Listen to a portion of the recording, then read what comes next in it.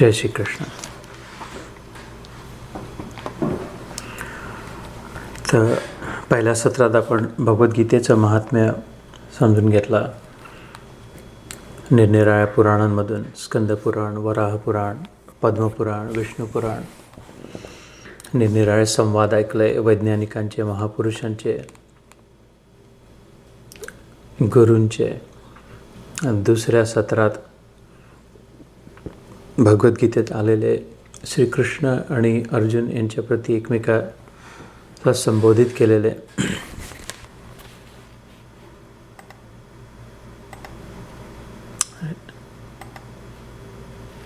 एक सेकंड, कोणीतरी वाट पाहते इथे, ॲडमिट करायला. ओके.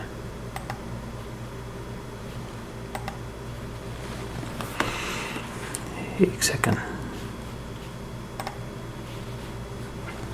ओके. तर पहिल्या सत्रात सॉरी, आय थिंक ज्याचा कोणाचा आयपॅड कदाचित राजेंद्रचा असेल, मला दिसला नाही आधी, तर ॲडमिट करणं इथे सो ध्यान मिस झालं. पण we will come back in the end and cover what we discussed in the dhyan also. So क्षमा. आणि कार्यक्रमाचा सुरुवात एक बरोबर वेळेवर झाला, 5 वाजता. आम्ही आता म्हणत होतो की पहिल्या सत्रातला गीतेचं महत्त्व झालं. दुसऱ्या सत्रात भगवंताचे 24 नाव आणि अर्जुनाचे 20 नाव एकमेकाला मैत्रीपूर्ण वातावरणात ज्या प्रकारे संबोधित करायचे तेही आटोपलं. आणि हे समजून घेणं आवश्यक होतं की यांचा संबंध कसा आहे. यांना किती हलका फुलका, किती सहज संबंध आहे, किती मोकळा संबंध आहे भगवंताचा आणि भक्ताचा.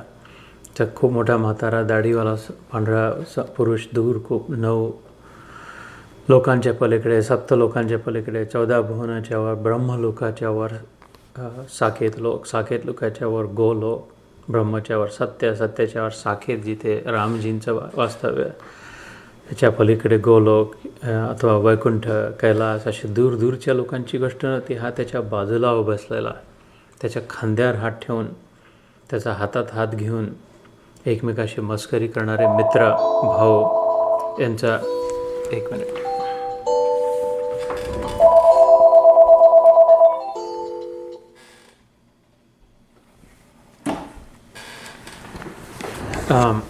असे संबंध, मोकळे संबंध असलेल्यांमधला हा संवाद भगवद्गीतेचा. तर आजच्या सत्रात आपण पहिल्या अध्यायात प्रारंभ करू आणि त्यात प्रत्येक अध्यायाचंही महत्त्व असतं. तर पहिल्या अध्यायाच्या महत्त्वात अध्याय महात्म्यामध्ये थोडंसं लक्ष देऊ आणि मग ॲक्च्युअल श्लोक सुरू करू. तर मी इथे हे वाचून दाखवतो. पहिले अध्याय का महात्म्य. तर तुम्हाला गंमत वाटेल. यात सुरुवात ही पार्वती आणि शिवजींच्या संवादापासून झालेली आहे. श्री पार्वती जी ने कहा, हिंदीत आहे, भगवान आप सब तत्वों के ज्ञाता है. आपकी कृपा से मुझे श्री विष्णु संबंधी नाना प्रकार के धर्म सुनने को मिले जो समस्त लोगों का उद्धार करने वाले हैं. हे देवेश, अब मैं गीता का महात्म्य सुनना चाहती हूँ जिसका श्रवण करने से श्री हरि में भक्ती बढ़ती है. त्या 2-3 गोष्टी जाणण्यासारख्या आहे. ते शिव पार्वतींचा संवाद आहे. माता म्हणते जगदंबा, जगत जननी म्हणते आप सब तत्वों के ज्ञाता है. शिव आणि पार्वती हे ज्ञान आणि शक्तीचा संकेत देणार आहे. शक्तीला ज्ञानाचा आधार आवश्यक आहे. जसं आपण पाहिलं की हे ते इराणमध्ये त्यांनी मिसाईल सोडला आणि बुद्धीचा वापर न करता जिथे सोडायचं सोडून भलत्याच विमानावर सोडला. तर 254 लोक अनायास बिना कारणाचे त्यांचा मृत्यू झाला. शक्ती खूप होती, एकदम विनाशकारी होऊन गेली ताबडतोब. ज्ञानाचा आधार नव्हता तर ना. तर ते अज्ञानापेक्षा जास्ती डेंजरस, खतरनाक आहे ज्ञान, ज्याला शक्ती ज्याला ज्ञानाचा आधार नाही. आणि ज्ञान, नुसतं ज्ञान काही कामाचं नाही. ज्ञानाने काही होत नाही, ज्ञानाने पोट भरत नाही. ज्ञान जेव्हा वाटतो, ज्ञानाचा उपयोग करतो, अप्लाय करतो, त्याच्यासोबत जेव्हा शक्ती मिश्रित होते त्यानंतरच त्याचा काही उपयोग होतो कुठल्याही प्रकारे. पोट भरण्यासाठी किंवा इतरांची मदत करण्यासाठी, कुठल्याही गोष्टीसाठी. हे शिव आणि शक्ती अर्धनारी नटेश्वर जसं म्हणतात सोबत असतात नेहमी. पण यात महत्त्वाची गोष्ट लक्षात ठेवा की शक्तीचा शक्तिमान पहिले असतो, शक्तिमत पहिले असतो. नुसती शक्ती नाही आढळत, शक्तीचा स्रोत असल्याशिवाय शक्ती नाही राहू शकत. सूर्यप्रकाश नुसता नाही राहू शकत, त्या नावातच पहिले सूर्य आला. सूर्यप्रकाशात सूर्य असेल तर सूर्यप्रकाश आहे. नुसतं सूर्य पण बिना प्रकाश त्याचा उपयोग काही नाही. पण प्रकाश हवा असेल तर सूर्याची आवश्यकता आहे. तर स्रोत पहिले, काज पहिले, कारण पहिले, आणि मग त्याचा इफेक्ट. ते सूक्ष्म विचार करायला हवा भगवद्गीतेमध्ये जेव्हा विचार करतो तेव्हा. कारण मी म्हटलं तर हे सूत्रबद्ध आहे, फॉर्म्युला आहे. एक एक श्लोक म्हणजे एक एक फॉर्म्युला आहे. यांनी बरेचसे प्रश्न सुटू शकतात विचार केला तर. उत्तरं दिलेले आहे या फॉर्म्युलांच्या रूपांमध्ये, पण त्याला अप्लाय आपल्याला करावं लागेल. फक्त 700 श्लोकांमध्ये संपूर्ण जगभराचं ज्ञान जे काही जाणणे योग्य आहे ते सगळे इतक्या छोट्या काही पानांमध्ये सांगितलेलं आहे. तर ते जर जाणून घेण्याचा प्रयत्न केला, समजून घेण्याचा प्रयत्न केला तर होऊ शकता, नक्की होऊ शकतं, झालं होता. तर एक तर तो एवढ्या सेक्शनमधल्या शिव पार्वतीला संवादात पार्वतीची शिवला विचारते की शक्ती ज्ञानाचा आधार घेऊन आहे, ज्ञानाचा आदर करते आहे, ज्ञानाला सन्मानित करते आहे, ज्ञानाला प्रामुख्य दिलं आहे, शक्तीने सुद्धा प्रथम स्थान दिलं आहे, आणि त्याच्या चरणांशी बसून त्याला प्रश्न विचारते आहे. कारण तिला माहिती आहे की बिना ज्ञानाचा विनाश होऊ शकतो शक्तीमुळे. तर दुसरी गोष्ट आणि विचारणी किती बुद्धिमान प्रश्न है कि श्री विष्णु संबंधी नाना प्रकार के धर्म जो समस्त लोगों का उद्धार करने वाले. ती म्हणते आदराने आप सब तत्वों के ज्ञाता आहे. तिला माहिती आहे की शिव ज्ञानियांमध्ये अग्रगण्य आहे, ज्ञान स्वरूप आहे, प्रत्यक्ष बोध स्वरूप आहे. शिव म्हणजे ज्ञान. त्याच्यामुळे असं काही शक्यच नाही जे ज्ञान आहे पण शिवाजवळ नाही आहे, कारण तो ज्ञानाचा स्रोत आहे. त्याच्यामुळे ती बरोबर ठिकाणी गेली ज्ञानप्राप्तीसाठी. आणि तिसरा म्हणजे अब मैं गीता का महात्म्य सुनना चाहती हूँ, की त्यातही तिच्या लक्षात आलं जिसका श्रवण करने से श्रीहरी में भक्ती बढ़ती है. तर गीता ही गंमत आहे की गीता ज्यांनी जाणून घेतली त्याच्या हृदयामध्ये भक्तीचा उदय होणार नाही असं शक्यच नाही ना. जरी कर्मयोग असला तरी प्रामुख्याने हा एक प्रकारे विचार करता भक्ती ग्रंथ आहे. जितकं जितकं ईश्वराबद्दल आपल्याला कळायला लागेल, जितकी माहिती, जितकं लक्ष होईल तितकी भक्ती, तितकं त्यात प्रेम वाढणं बिलकुल वाढणारच.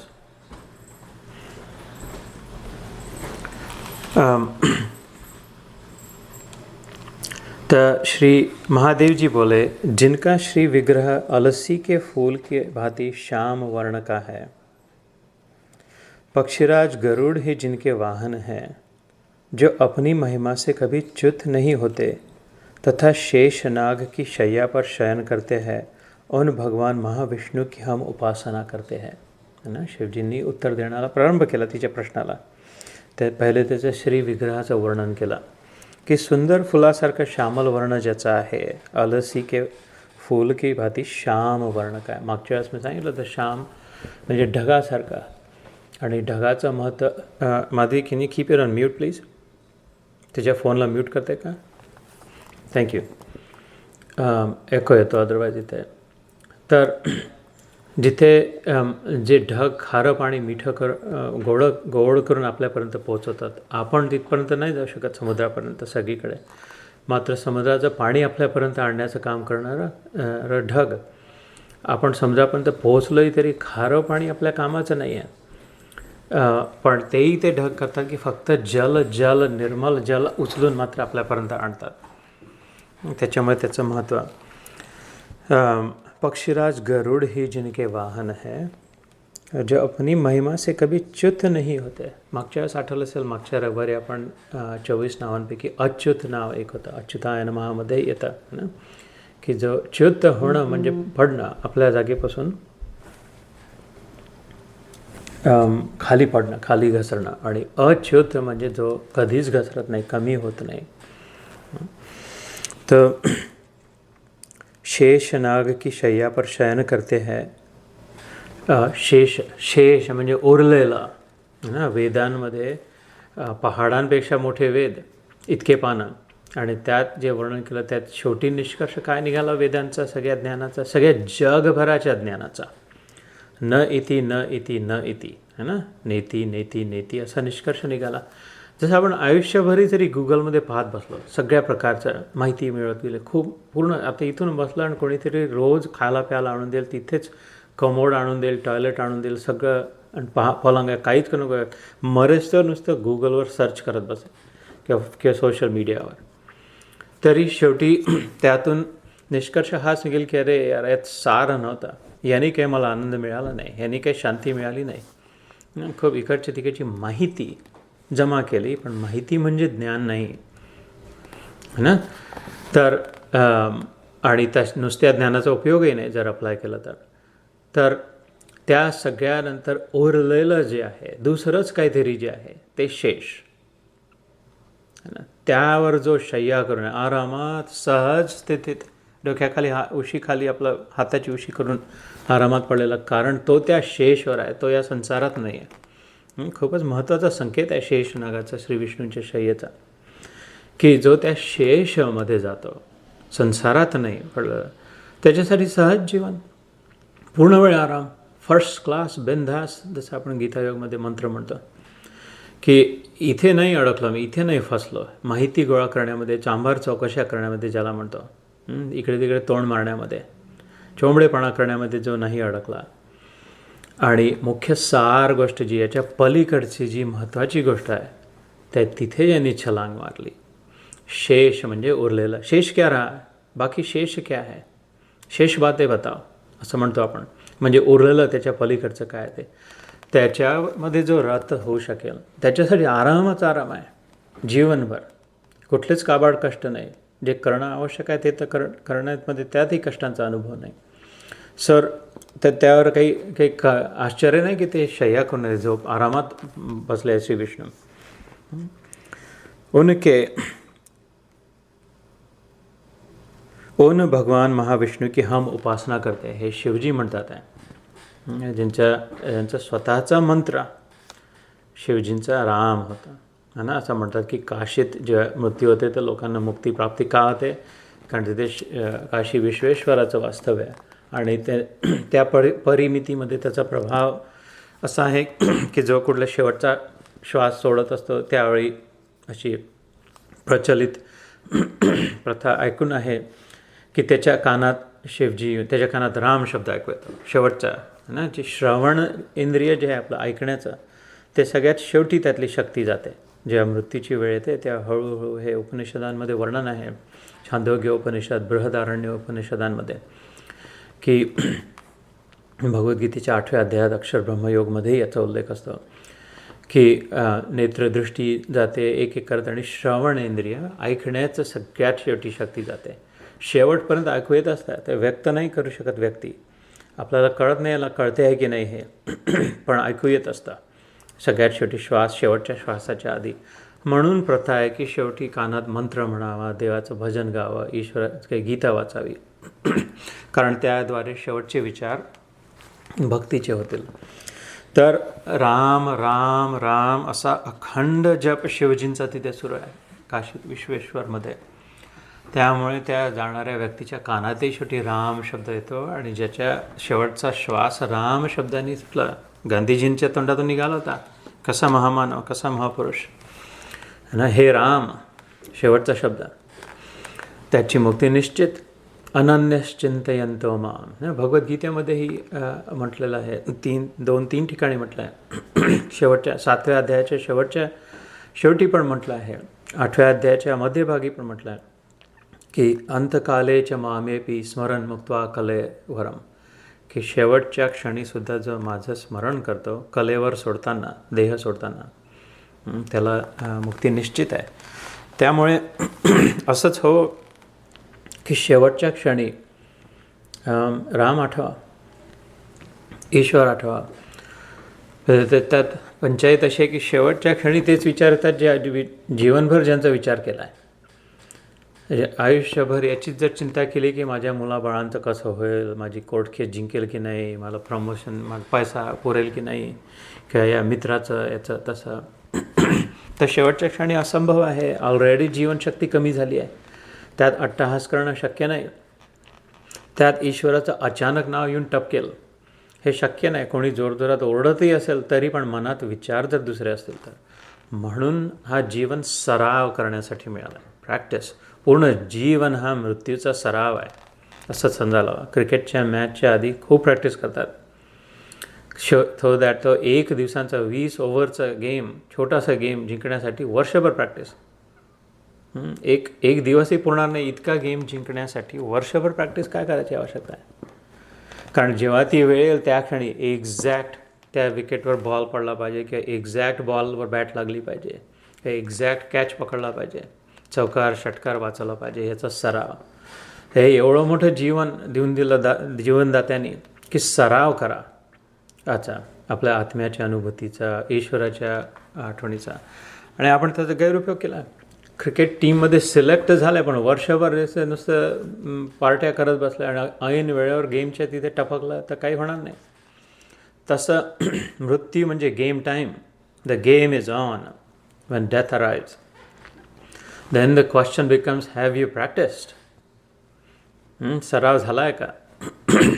तर जर शिवसारख्या शिव, संब सदाशिव, स अंब सदाशिव, जो अंबासहित असलेला सांब सदाशिव म्हणतात, तो स्वतः जर रामाला प्राधान्य देऊन ईश्वराच्या लागी समाधी अखंड अपारा, 1 लक्ष वर्ष कैलासमध्ये बसून करणारे, तो जर म्हणतो आहे की उनका हम ध्यान करते आहे, भजन करते आहे, आपल्यासाठी पामर लोकांसाठी तर अत्यंत अनिवार्य आहे करणं. तर भगवद्गीतेचा अभ्यास त्याही दृष्टीने त्या साठी पण करावा. तर एक समय की बात है, शिवजी सांगतात आता पार्वतीला, मोर दैत्य के नाशक मुरारी नाव आहे एक श्रीकृष्णाचं. अरी म्हणजे शत्रू संस्कृतमध्ये, याला आरी म्हणतो आपण. आरा किंवा आरी, कापते ती, एकचे 2 तुकडे करून फेकते. तर तिथून तो आला शब्द जसा अरीपासून आरी. आणि मोरचा अरी तो मुरारी, मोर नावाचा एक दैत्य होऊन गेला, त्याला ज्यांनी आऱ्यासारखं कापून काढलं तो मुरारी. मोर दैत्य के नाशक भगवान विष्णु शेष नाग गुनाल के रमणीय आसन पर सुखपूर्वक विराजमान थे. नागसुद्धा त्याला मग रमणीय वाटू लागतो, जो शेषमध्ये स्थित झाला, संसाराच्या विषात जो नाही पडला. तो सुखपूर्वक विराजमान थे. उस समय समस्त लोगों को आनंद देने वाली भगवती लक्ष्मी ने आदरपूर्वक प्रश्न किया. आता आपण दुसऱ्या लेअरमध्ये चाललो, एका कॉन्व्हर्सेशनमधून दुसऱ्या कॉन्व्हर्सेशनमध्ये, की शिवजी म्हणतात सगळ्या जगाला जी आनंद देते लक्ष्मी, जिच्या वास्तव्याने, जिचं नाव चंचला आहे, चपला चंचला, लक्ष्मी सूक्तामध्ये तिचे नावं येतात की चंचल आहे, ती एका जागी राहत नाही. पण त्यातच ती वर्णनही करते की मी पण अशी कुठली जागा आहे जिथे मी राहते. हे लक्ष्मी सूक्तामध्ये खूप सुंदर प्रकारे वर्णन केलं आहे की असे कुठे ठिकाणं जिथे मी स्थिर राहते, कधी जात नाही. लक्ष्मी एकदा घरात आलेली नेहमी करता राहून राहते, असे कुठले ठिकाण आहे जिथे जिथे राहते त्याचं वर्णन ती स्वतःच सांगते. पण ते पुढल्या कुठल्या सत्रात करू. पण इथे सुंदर म्हटलं शिवजींनी गमतीने स्मित हास्य करून की संपूर्ण संसार को आनंद देने वाली लक्ष्मी माता वैभव ने आदरपूर्वक प्रश्न किया. भगवद्गीतेत पुढे येतं, तद विद्धी प्रणिपातेन परिप्रश्नेन सेवया उपदेक्षन्ति ते ज्ञानम ज्ञानेन तत्वदर्शिना.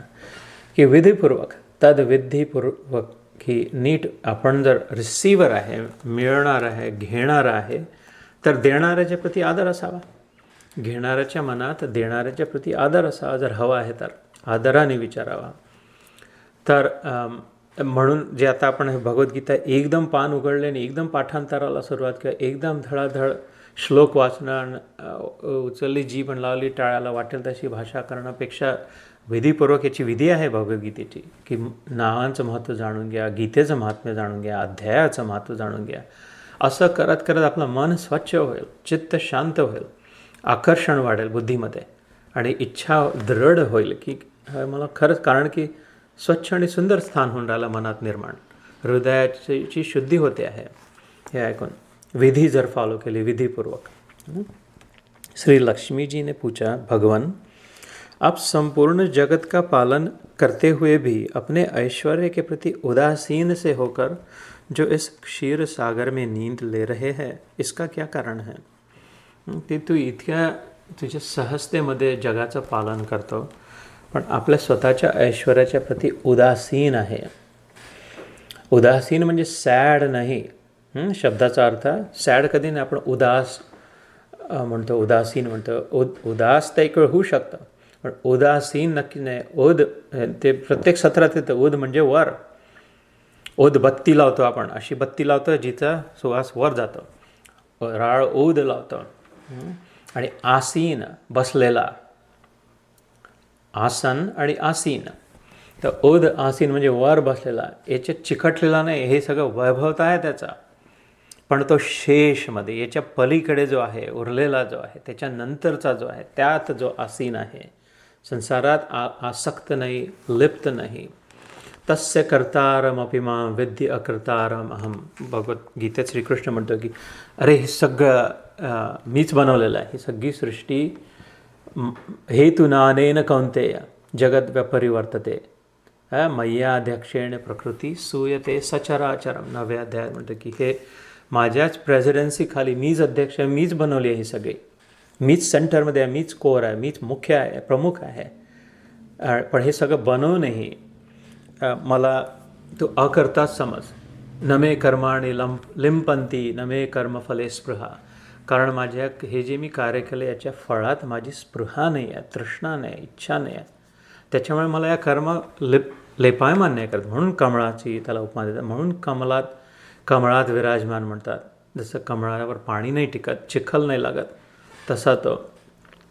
तर ती म्हणते की तू उदासीन होऊन वर बसून या सगळ्याच्या, इतकं सगळं वैभव आहे तुझं, इतकी सृष्टी निर्माणही केली तू आणि पालन पोषण करतो आहे, मात्र तू असं कसं क्षीरसागर में नींद ले रहा है. पण तू झोपून कसा शकतो इतका? ना तुम्ही, तू नाही, मी प्रेमापोटी तू म्हणतो त्याला. पण मातानी अजून आदरपूर्वक वचन केले, क्षीरसागर में नींद ले रहे, दुधाचा सागर, पवित्रतेचा, शुद्ध श्वेत आत्मा. श्वेत दूध स्वच्छ असतं, पांढरं असतं, शुद्ध असतं, पोषक असतं, नरिशिंग असतं, या गोमातापासून आलेलं असतं. एक प्रकारे चमत्कार असतं. हिरव्या रंगाचं गवत आत जाऊन पांढऱ्या रंगाचं दूध बाहेर निघतं आहे. त्याच्या समुद्रात जो आहे त्याचं उदासीन होऊन का बसला आहे, इसका क्या कारण आहे? तर तिने सॅड नाही म्हटलं आहे की डिसइंटरेस्टेड. श्री भगवान बोले हे सुमुखी. पहिला शब्द पत्नीच्या प्रती काय निघाला? सुमुखी, सुंदर वदना.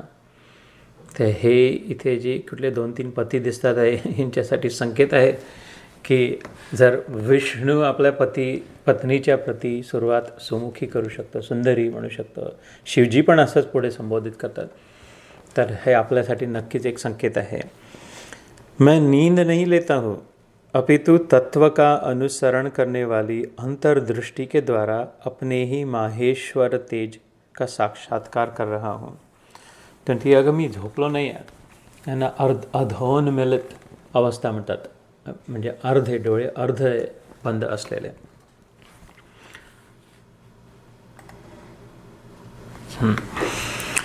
मैं नींद नहीं ले रहा हूँ तत्व का अनुसरण करने वाली अंतर्दृष्टी के द्वारा. आत जाऊन हा संकेत आहे. इवन भगवान विष्णूंनाही जर आवश्यक वाटते किंवा त्याचं महत्त्व वाटतं, आवश्यकता नाही पण महत्त्व वाटतं, आत जाऊन इंट्रोस्पेक्ट करणं, रिफ्लेक्ट करणं, विचार करणं, याला प्राधान्य देतात. पूर्ण वेळ बाहेर बडबड करत बसणं, बकबक करत असणं किंवा पूर्ण वेळ बाहेरून कचरा भरत बसणं, कानामध्ये, डोळ्यामध्ये, तोंडामध्ये, पूर्ण वेळ बाहेरून प्रोसेसिंगला जर वेळच नाही मिळाला तर त्याचा उपयोग काहीच नाही होणार, मात्र नुकसान होईल. है ना. मागच्या वेळेस मी आय थिंक मागच्या सत्रात थोडंसं डिस्क्राईब केलं होतं अंतःकरण ज्याला म्हणतो आपण, की मन, बुद्धी, चित्त, अहंकार. मनाने, इंद्रियांनी जे ग्रहण केलं, शब्द, स्पर्श, रूप, रस, गंध रूपांमध्ये, तेच बुद्धीने विचार केला आणि तेच चित्तामध्ये जाऊन खाली जाऊन बसलं. जसं विहिरीत काही टाकलं फेकलं दागिने तर ते त्या चिखलात रुतून बसले, तिथेच बसले, पुन्हा वर येण्याचा प्रश्न नाही, त्यातच फसले ते. आणि मग तेच कचरा जमा झाला लागला आणि त्यातही अजून मग अहंकार झाला की हे सगळं माझे विचार आहे, माझं मन आहे, मला असं वाटते, मला तसं वाटते. तर तेच जर त्याच्या जागी स्वच्छ पाणी करणारं विहिरीत काही टाकलं तर स्वच्छ होऊ शकतं. म्हणून आपल्या चित्तामध्ये काय भरायचं आहे, कशाने व्यापून टाकायचं आहे, आपला चॉईस आहे. तर आज जाणं आवश्यक, अंतर्दृष्टी के द्वारा आज जाऊन विचार करणं आवश्यक आहे, तरच तत्वाचा अनुभव होईल. अपितु तत्व का अनुसरण करणे वाली. तत्व म्हणजे इन ट्रूथ, प्रिन्सिपल, फंडामेंटल, जे म्हणतो आपण शाळेत फंडे क्लिअर झाले, ते फंडे क्लिअर तेव्हासुद्धा जे आपण विचार करतो. मास्तर शिकवताना एकाग्र चित्त होऊन जे लक्ष देऊन विचार करतो किंवा पुस्तक वाचताना त्यात घोळ मिळून जातो. पुस्तक आणि आपण जसं काही एकच झालो, विचाराद्वारे कनेक्ट झालो आहे ना. पुस्तक नावाची वस्तू आणि हे शरीर नावाची वस्तू पण विचारांद्वारे कनेक्ट होऊन एक होऊन गेलो, माइंड मेल्ड झालं. तेव्हा ती क्लॅरिटी येते, स्पष्ट होतं, लख प्रकाश पडतो की हे गणित असं सोडवायचं किंवा हा सिद्धांत असा आहे. तसंच जर भगवद्गीता समजायची असेल तर ते आत जाऊन विचार करणं आवश्यक आहे. थोडं थोडं वरवरचं ऐकून पण मुख्य आपल्याला स्वतःला आत जाऊन आपला विचार करणं आवश्यक आहे.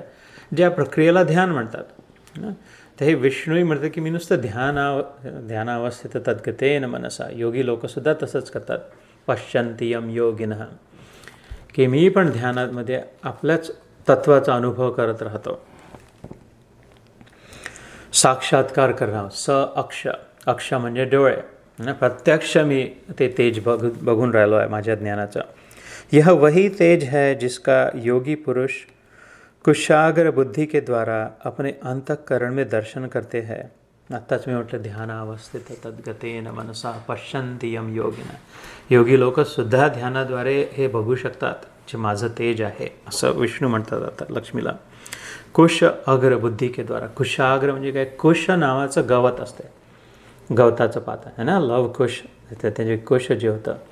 किंवा भागवतात वर्णन आहे, जे शेवटचा दिवस होता भगवंताच्या अवतार लीलेचा, यादवांनी एकमेकाचा संहार केला आणि ते कुश नावाच्या गवतामध्ये ते मुसळाचे लोखंडाचे तुकडे मिसळून गेले होते, त्यांनी त्याच्या तलवारीसारखं त्याचं झालं. तर कुश हे अत्यंत टोकदार गवत असते, इतर गवतांपेक्षा सगळ्यात टोक असलेलं. आणि अग्र मागच्या वेळेस मी सांगितलं होतं म्हणजे अगदीच पहिला, अगदीच समोरचं टोक, अगदीच वरचं. त्याच्यामुळे अग्रवाल जे असतात त्यांचा सन्मान व्हायला हवा, हे समोरवाले.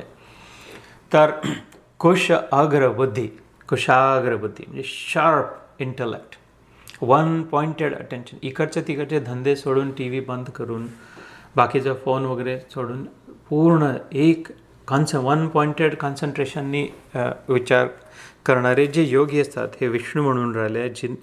जिसका योगी पुरुष कुशाग्र बुद्धि के द्वारा अपने अंतःकरण में दर्शन करते हैं. मग कळू शकतं, दर्शन होऊ शकतं. म्हणतो दर्शन होत नाही, देवाचा अनुभव होत नाही, समजत नाही, वाचतो पण कळत नाही, कारण कुशाग्र बुद्धीचं कमिटमेंट नाही आहे, कॉम्प्रोमाइजेस खूप आहे. माठ भरून तर ठेवला आहे पण छिद्रही खूप आहे, छिद्र बुजवण्याची इच्छा होत नाही, आनंद मिळतो आहे निघून जाण्यामध्ये, तर मग पुन्हा पुन्हा भरावं लागतं आहे. एकदा पहिले काम पुरुषार्थ जर हा केला की सगळे छिद्र बुजवले मग एकदाच पाणी भरून पूर्ण भरल्या जाऊ शकतं, मग एका प्रयत्नात अनुभव होऊ शकतो. तर कुशा अपने अंतःकरण में दर्शन करते. वा पुन्हा शब्द आला अंतःकरण में. दर्शन आतल्या विजनमध्ये, एक पडदा डोळ्यांनी जे बाहेरचं बघतो आहे तसाच एक पडदा आत आहे आपल्या हृदयात, अंतःकरणाचा, अंतःपटलावर, पटल म्हणजे पडदा, त्यात दर्शन होऊ शकतं. ध्यान अवस्थेमध्ये होऊ शकतं, होईल, सगळ्यांना होऊ शकतं, प्राप्त आहे. कोणीच वंचित नाही आहे. तोच वंचित आहे जो स्वतःला वंचित करतो. आपल्या चॉईसेसनीच आपण स्वतःला वंचित करतो की उरलेलं जीवन, उरलेले श्वास, उरलेला दिवस, मिळालेला लॉकडाऊनमधला एकांत कशात घालवायचा आहे. पुन्हा शक्य नाही हे आयुष्यात कधीच येणं, ही संधी आपल्या जीवनामध्ये की इतकालं बसून खाऊन मिळेल त्याची. तर प्रामुख्याने कुठे लक्ष देत आहे, प्रमुख उद्देश कुठल्या गोष्टीला बनवलेला आहे, की त्याच त्या गोष्टी पुन्हा पुन्हा स्वतः दुसऱ्याच्या फॉरवर्डेड आपण पाहणं, आपण दुसऱ्याला फॉरवर्ड करणं, तेच ते जोक्स सांगणं, तेच ते सिरियल पाहणं, तेच ते दुसऱ्याच्या डोक्यामध्ये बनलेल्या काहीतरी गोष्टी, कोणी दुसऱ्याचं थुकलेलं गोष्ट ओकारी चाटणं, निरनिराळे सिरियल पाहणं. म्हणजे माझ्या समजीमध्ये कोणीतरी काहीतरी खाल्लं आणि ते ओखलं आणि आपण जाऊन ते चाटलं. कोणाच्या तरी डोक्यात काहीतरी गोष्ट आली की असं बनव, असे कॅरेक्टर, मग हे होते, मग ते होते, मग ती त्याला हे म्हणते, मग तो त्याचं असं करतो, आणि ते आपण खूप मनोरंजक बनवून पाहणं, खूप इतिहासातच रमून जाणं. जे होऊन गेलं पुन्हा होणं शक्य नाही किंवा आपल्या रेलेव्हंट नाही, त्याच्यातच मन रुतणं, पास्टमध्येच अडकून बसणं, वर्तमानाकडे लक्षच नसणं किंवा भविष्याच्या स्वप्नांमध्ये पूर्णपणे भुलून बसणं. तर त्यात मग अंतःकरणामध्ये दुसराच काहीतरी सिनेमा सुरू आहे. तर मग तिथे दर्शन तो ते सगळे सिनेमे जेव्हा बंद होतील त्या लख दिसेल की अरे तो तर पूर्ण वेळ होता, तोच पडदा होता. अशी गंमत झाली की तो पडदा स्वतःच तो होता, ईश्वर होता, ज्याचं दर्शन करण्यासाठी इतके धंदे करत होतो. त्या पडद्यावर मी इतकं प्रोजेक्शन करून घेतलं होतं, ते एक एक स्वच्छ करणं, एक एक कमी करणं, एक एक बटन दाबून बंद करणं आवश्यक होतं. एक एक लाईट बंद करून, एक एक सिनेमा बंद करून सगळे त्या पडद्यावर निघाले. जे समोर पडदा दिसतात तो ईश्वर समोर प्रगट झाला असता. पण ह्याच्याकडे लक्षच नाही, याची किंमतच नाही. दुसरा सिनेमा जसं जणू काही म्हणजे विचाररूपी है ना. कारण की प्रत्यक्ष तो आहेच तिथे. त्याचे स्वतःचे वचन आहे 10व्या अध्यायात विभूती योगमध्ये, की बीज रूपानी ज्ञान मी सगळ्यांमध्ये पेरलेलं आहे, ते अंकुरित होईल जेव्हा साधक याला कमिटेड राहील. तेव्हा ते दिवा मी मागच्या सांगितलं की दिवाही आहे, वातही आहे आणि तेलही आहे, पण ज्ञान प्रकाश नाही आहे, कारण ते लावणं आवश्यक आहे. तर ते आपोआप मग प्रकाश व्हायला लागेल.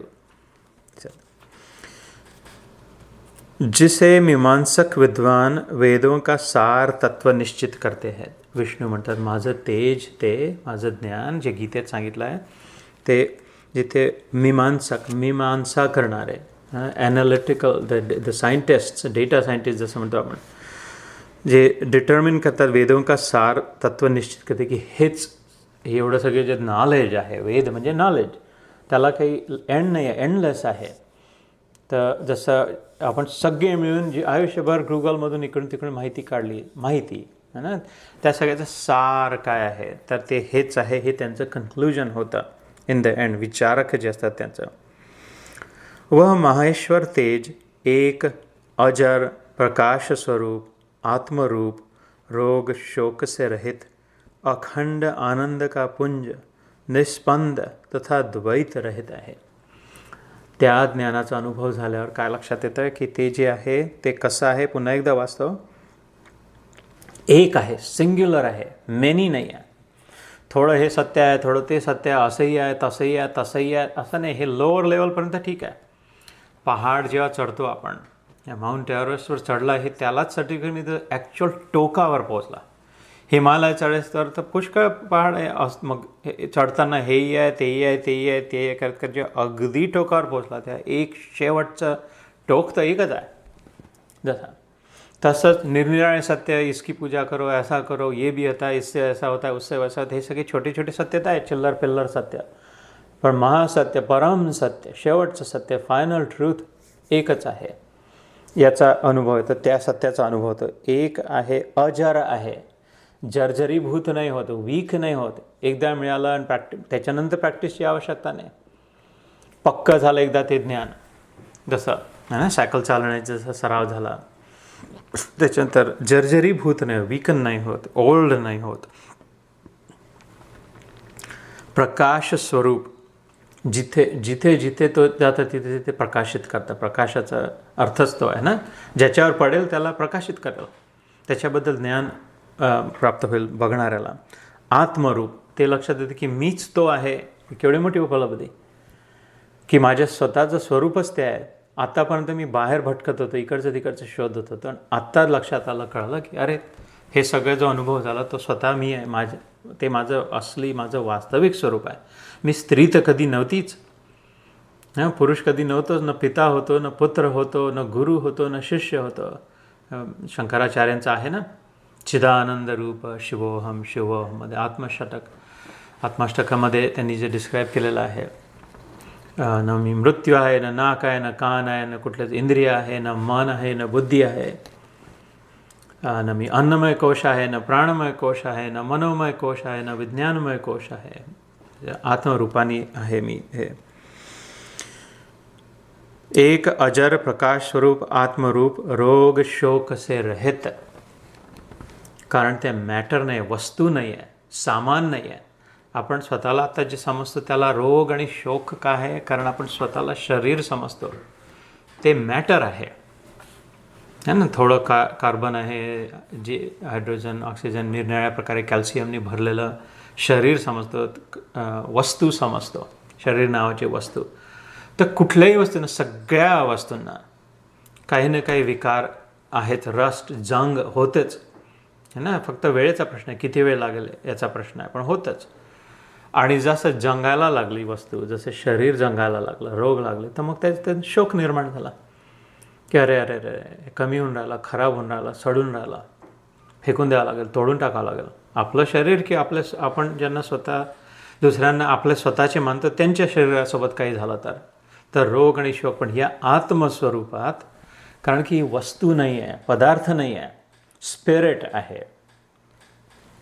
तत्व आहे, त्याला रोग नाही शोक नाही. जसं सत्य आपण म्हणतो किंवा त्याला ते जसं तत्व आहे, वस्तू नाही आहे सत्य नावाची, तसं ते आपलं प्रत्यक्ष स्वरूप.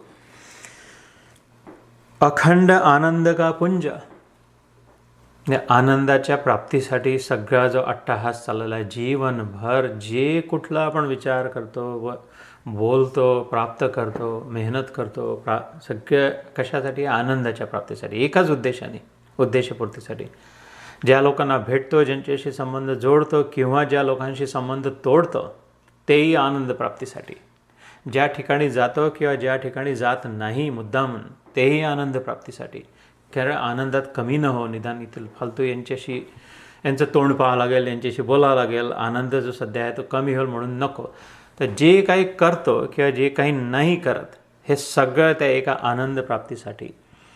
तर श्री विष्णू म्हणतात लक्ष्मीला की अखंड आनंद, न संपणारा आनंद हे या अनुभवामध्ये आहे. अखंड आनंद का पुंज, घेरी पर्वत है ना. त्यात तो मी विचार करतो आहे स्वतःच्या ध्यानामध्ये. म्हणून लोकांना वाटते, तुला इतरांना सगळ्यांना की मी झोपलो आहे म्हणून मी ते आपल्या स्वतःच्या रवंथ करतो विचारांमध्ये. निष्पंद तथा द्वैत रहित आहे, व्हायब्रेशन नाही आहे, चेंजेस अप्स अँड डाऊन्स नाही आहे. स्पंदन होणं म्हणजे पल्सेट होणं ना. बुबुक बुबुक बुबुक बुबुक म्हणजे पल्स होऊन राहिला, ते थोडं वाढते आणि कमी होते, वाढते आणि कमी होते, त्याला स्पंदन म्हणतं. जसं हृदय एक्सपॅन्ड होते तर रक्त सगळीकडे फेकलं जाते, मग कॉन्ट्रॅक्ट होते तर अशुद्ध रक्त सगळ्या वेन्सच्याद्वारे कसं सुंदर अशी रचना आहे. तेच ऑर्गन पंप म्हणून काम करते आणि व्हॅक्यूम म्हणून काम करते, असं बनवून दाखवा. पंपने वर एक्सपॅन्ड होऊन शुद्ध रक्त फेकते बाहेर पूर्ण शरीरात सगळीकडे, आणि पुढच्या क्षणी व्हॅक्यूमच्या रूपाने ओढून घेते, जसं जणू काही सक करते इम्प्युअर ब्लड वेन्सच्याद्वारे. किंवा कॉन्ट्रॅक्ट होते सुद्धा, त्यात स्वतःमध्ये शक्ती येईल पुन्हा एक्सपॅन्ड होण्याची. तर ते स्पंदन किंवा लाटा ज्या निर्माण होतात, वर गेली खाली गेली, वर गेली खाली गेली, ते स्पंदन झालं. तर इथे आपल्या स्वरूपाला श्री विष्णू म्हणतात की हे निष्पंद आहे, कमी जास्त नाही होत, एक्सपॅन्शन कॉन्ट्रॅक्शन नाही, कन्सिस्टंट राहतं, सेम आहे पूर्ण वेळ.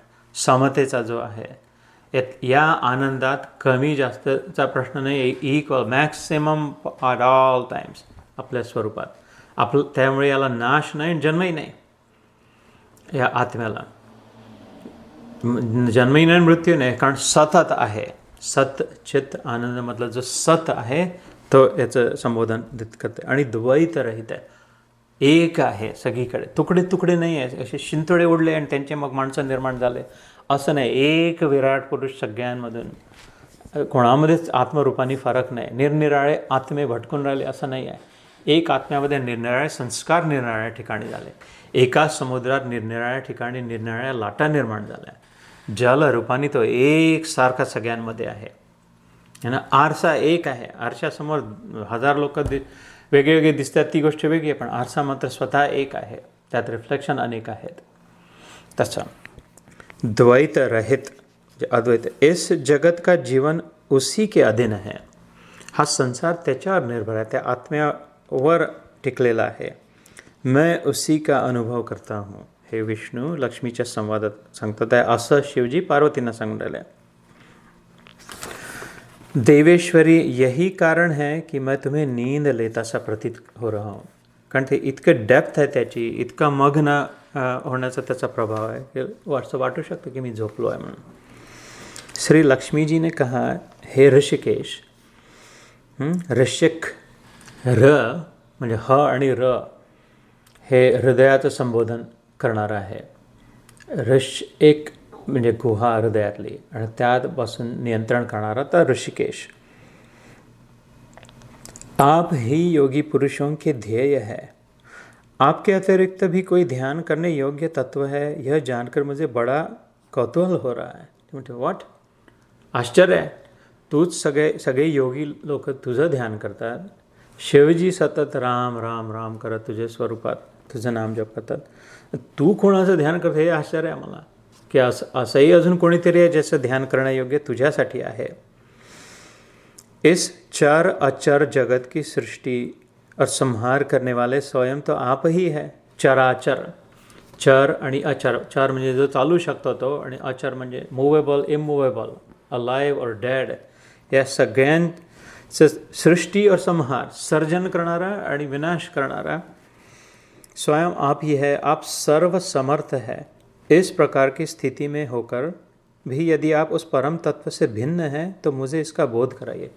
ते तुझ्याशिवाय पलीकडे अजूनही काही जर तत्व आहे, विष्णूला लक्ष्मी माता म्हणते, तर मला हे त्याची कल्पना नव्हती. मला सांग हे काय आहे, कोणाबद्दल बोलतो तो, कशाचं वर्णन करतो आहे, असा प्रश्न.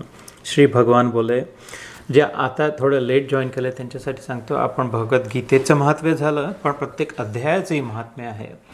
तर हे पहिला अध्याय सुरू करण्यापूर्वी मनात भाव जागृत करण्याच्या उद्देशाने पहिल्या अध्यायाचं महत्त्व समजून घेतो आहे, ज्यात शिव पार्वतीचा संवाद होता, ज्याच्या अंतर्गत हा विष्णू आणि लक्ष्मीचा संवाद आला, की ज्यात श्री विष्णू आपल्या स्वतःच्या ज्ञानाबद्दल जे गीतेत आहे त्याचं वर्णन करतात आहे, की मी झोपलो नाही आहे, मी नुसतं स्वतःच्या विचारांमध्ये आहे, ते इतका सुंदर ज्ञान आहे, त्यात मी आराम करतो आहे.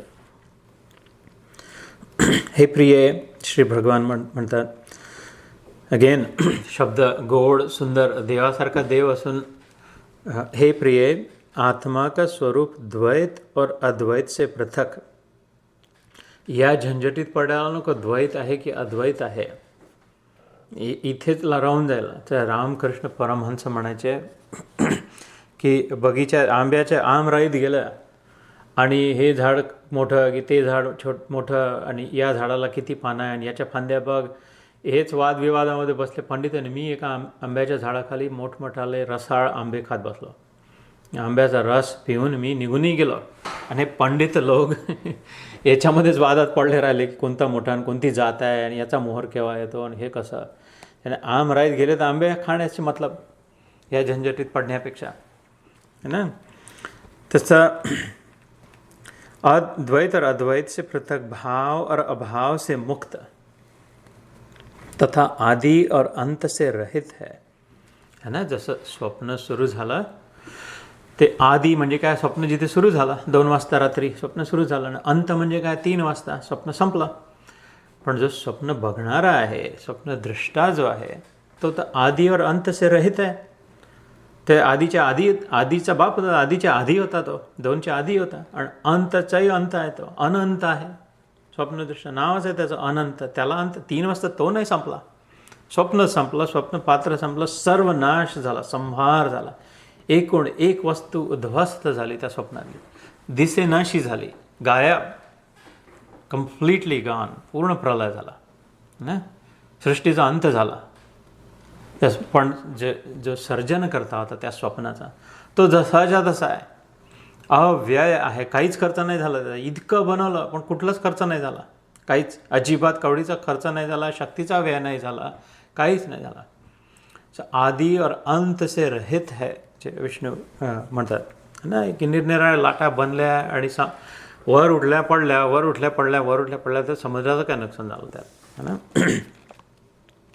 सुंदर लोक आले आरशासमोर, कुरूप लोक आले, गुंडे लोक आले, साधू लोक आले.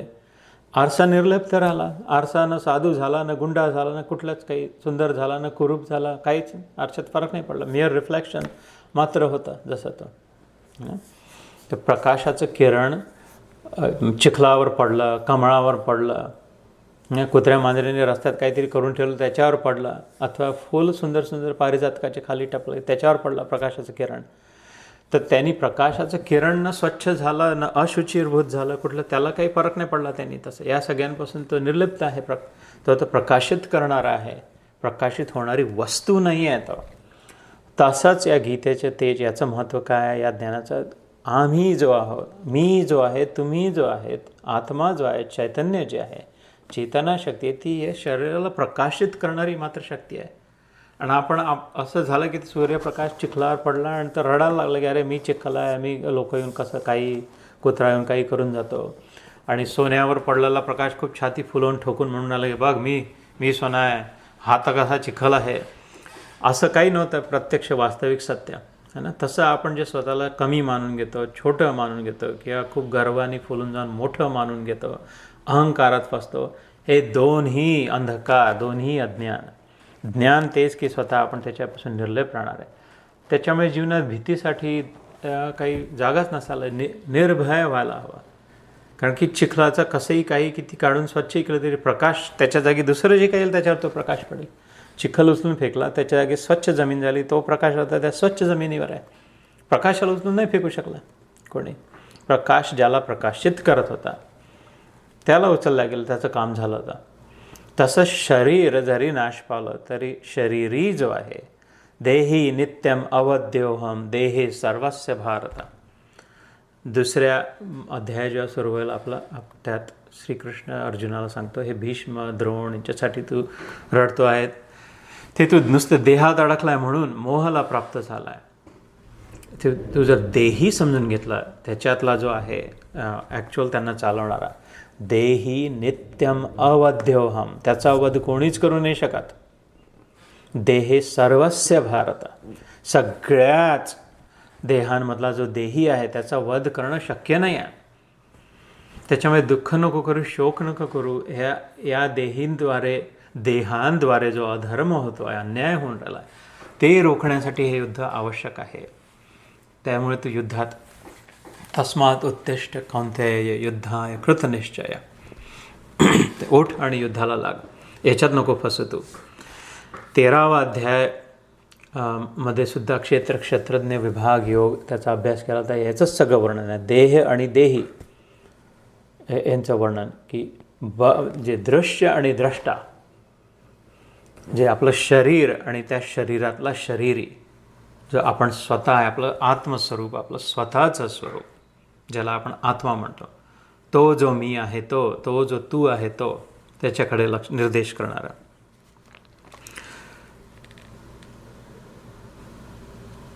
आदि और अंत से रहित है. क्या आत्मा का स्वरूप कोण म्हणते आहे? विष्णू, नारायण, बालाजी, श्रीकृष्ण, गोविंद, विठ्ठल म्हणतो आहे रुक्मिणीला.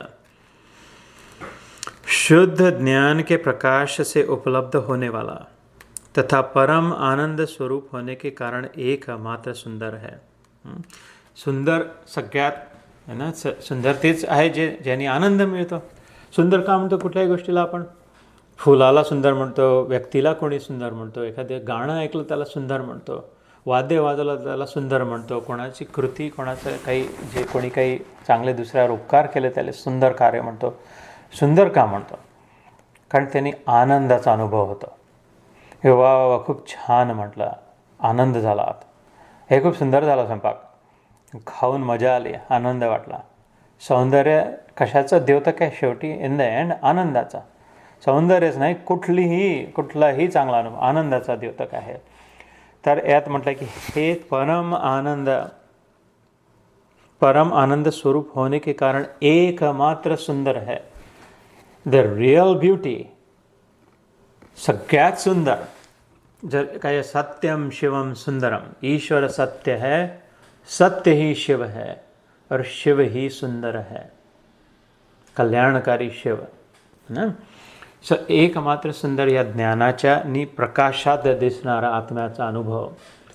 हे जे ज्ञान आता आपण ऐकतो बोलतो आहोत, हे गीतेत जे सांगितलेलं आहे, विठू जो रुक्माईला सांगतो आहे याच्यात, त्या ज्ञानाच्या प्रकाशात जो अनुभव होतो आत्म्याचा, तो एकमात्र सुंदर आहे, तोच परम सुंदर आहे. त्यातच खरा आनंद आहे, परम टिकणारा आनंद आहे, ज्याला उधळी नाही लागू शकत, त्याचा नाश नाही होऊ शकत असं. तर त्याचा अनुभव करायला हवा, त्यालाच प्रामुख्य द्यायला हवं, त्यालाच प्राधान्य द्यायला हवं जीवनामध्ये. अन्यथा भीक मागून आनंदातच राहावं लागेल की मला आणून दे, मला हे पाठव, मला ते पाठव, माझी मदत कर, माझ्यासाठी असं कर, तू कसं इकडचं सांग, तिकडचं सांग, हे पहा ते पहा, तुकडे तुकडे तुकडे ठिगळं लावून लावून लावून लावून आपले कपडे बनवून रक्षण करावं लागेल. ते ठिगळे दुसऱ्यांच्या उकिरड्यावर आणलेलं आहे. परावलंबी जीवनाने क्षणभंगूर आनंद प्राप्त करून विनाशाकडे जाण्याचा. पण तसं आपल्याला दुसरा चॉईस आहे, आत जाऊन या थोडा वेळ काढून थोडे चॉईसेस दुसरे वेगळे प्रकारचे करून हा परम आनंद एकमेव सौंदर्य ज्यात आहे विष्णूच्या मुखाने जे ऐकलेला, त्याचा अनुभव होऊ शकतो. हे आपल्या समोर आहे, गीता आपल्या घरात आहे, आपल्या धर्मात आहे, आपल्या जीवनात आहे. वही मेरा ईश्वरीय रूप है. विष्णू म्हणतात ते माझं खरं ईश्वर रूप आहे. माझी पूजा जर करतो, माझी आरती जर करतो, माझी भक्ती जर करतो, तर ते जाणून जर घेतलं की आहे कोण हा ज्याची मी आरती करतो आहे, ज्याच्यासमोर उदबत्ती लावतो आहे, ज्याच्यासमोर नारळ फोडतो आहे, पेढेला त्या नैवेद्य दाखवता, हा आहे कोण हे जाणून जर घेतलं, तर तिथे तात्काळ मुक्ती, तात्काळ आनंदाचा अनुभव, परमनंट मुक्ती, परमनंट आनंद, नित्य तृप्त, नित्य मुक्त, सदैव शरणागत जीवन. मग त्याच्यानंतर हा होता है ना. तर आत्मा का एकत्व ही सबके द्वारा जानने योग्य है. This alone the most important thing to know. Vishnu म्हणतात आहे, नारायण प्रत्यक्ष म्हणतात आहे, सगळ्यात महत्त्वाची गोष्ट जाणून घेण्यासारखी ही आहे सगळ्यांच्यानी. बरं, दुसरी गोष्ट इथे ब्राह्मणांसाठी फक्त नाही म्हटलं आहे. लोक ब्राह्मणांवर किंवा देवावर आरोप करतात की हे यांनी विभाजन केलं, तर तो भगवद्गीतेत समोर येऊन छाती ठोकून शंखनादामध्ये, हो मी केलं विभाजन, जरूर. चातुर्वर्ण्यम मया सृष्टम गुणकर्म विभागशः तस्य कर्तारपि मां विद्ये अकर्तारम अव्ययम. श्रीकृष्ण म्हणते हो मीच बनवलं आहे चातुर्वर्ण, ब्राह्मण क्षत्रिय शूद्र. पण असं नाही बनवलं की जन्म झाला म्हणून तो ब्राह्मण झाला. गुण कर्म या विभागाप्रमाणे कोणाचे गुण कसे आहे, कोणाचे कर्म कसे आहे, त्याला अनुसरून. आणि पुढे 18व्या 17व्या अध्यायामध्ये ब्राह्मणांचे, क्षत्रियांचे, वैश्यांचे, शूद्रांचे कर्म कसे असतात याचंही तो वर्णन करतो. शौचम दमम तपम स्वाध्याय अर्चनम, आणि आत्म्याचा अनुभव स्वतः करणं आणि दुसऱ्याला करून देणं, तो ब्राह्मण. मग तो क्षत्रिय कुलात जन्मलेला असो ना ते शूद्र कुलात जन्मलेला असो.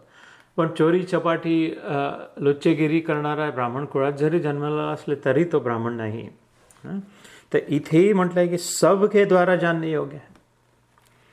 वही मेरा ईश्वरीय रूप है. आत्मा का एकत्व ही सबके द्वारा जानने योग्य आहे. सगळ्यांसाठी हे उपलब्ध आहे आणि सगळ्यांनी हेच करायला हवं. पहिले जर मनुष्य शरीरात आले, आता खाण्यापिण्याची व्यवस्था इतर सगळ्या योनींमध्ये होऊन जाते. आणि इवन मनुष्य शरीरात होते. ध्यानाच्या वेळी जे नव्हते, ध्यान ज्यांनी मिस केलं, आय थिंक माझी चूक झाली, मी या सिस्टममुळे मी सगळ्यांना ॲडमिट नव्हतो केलं. पण एक श्लोक मी म्हटला होता त्यावेळी की मुर्दे को प्रभु देत है कपड़ा लकड़ा आग, जिंदा नर चिंता करे तिसके बड़े अभाग.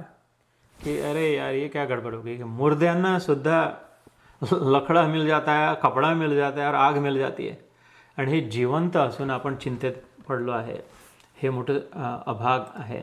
तर हे सगळ्याकडे मध्ये जीवन, मनुष्य जीवन न घालवता या प्राप्तीमध्ये उरलेले श्वास जावे अशी ईश्वराजवळ प्रार्थना. असं आपलं नुसते प्रार्थनेने नाही होणार. प्रार्थनेत सामर्थ्यता आहे, पण प्रार्थनेला पुरुषार्थाची जोडही आवश्यक आहे.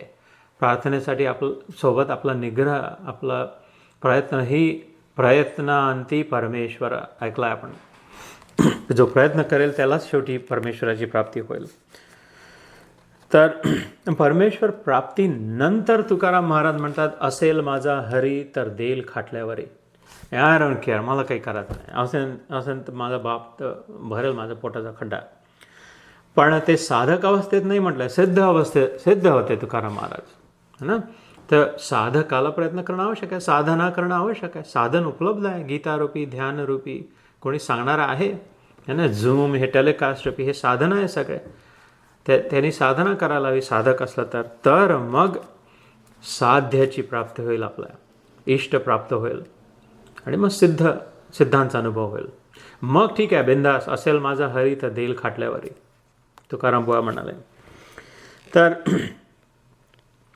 गीता शास्त्र में इसी का प्रतिपादन हुआ है, बस इसलिए इतना मैंने सब पढ़ा.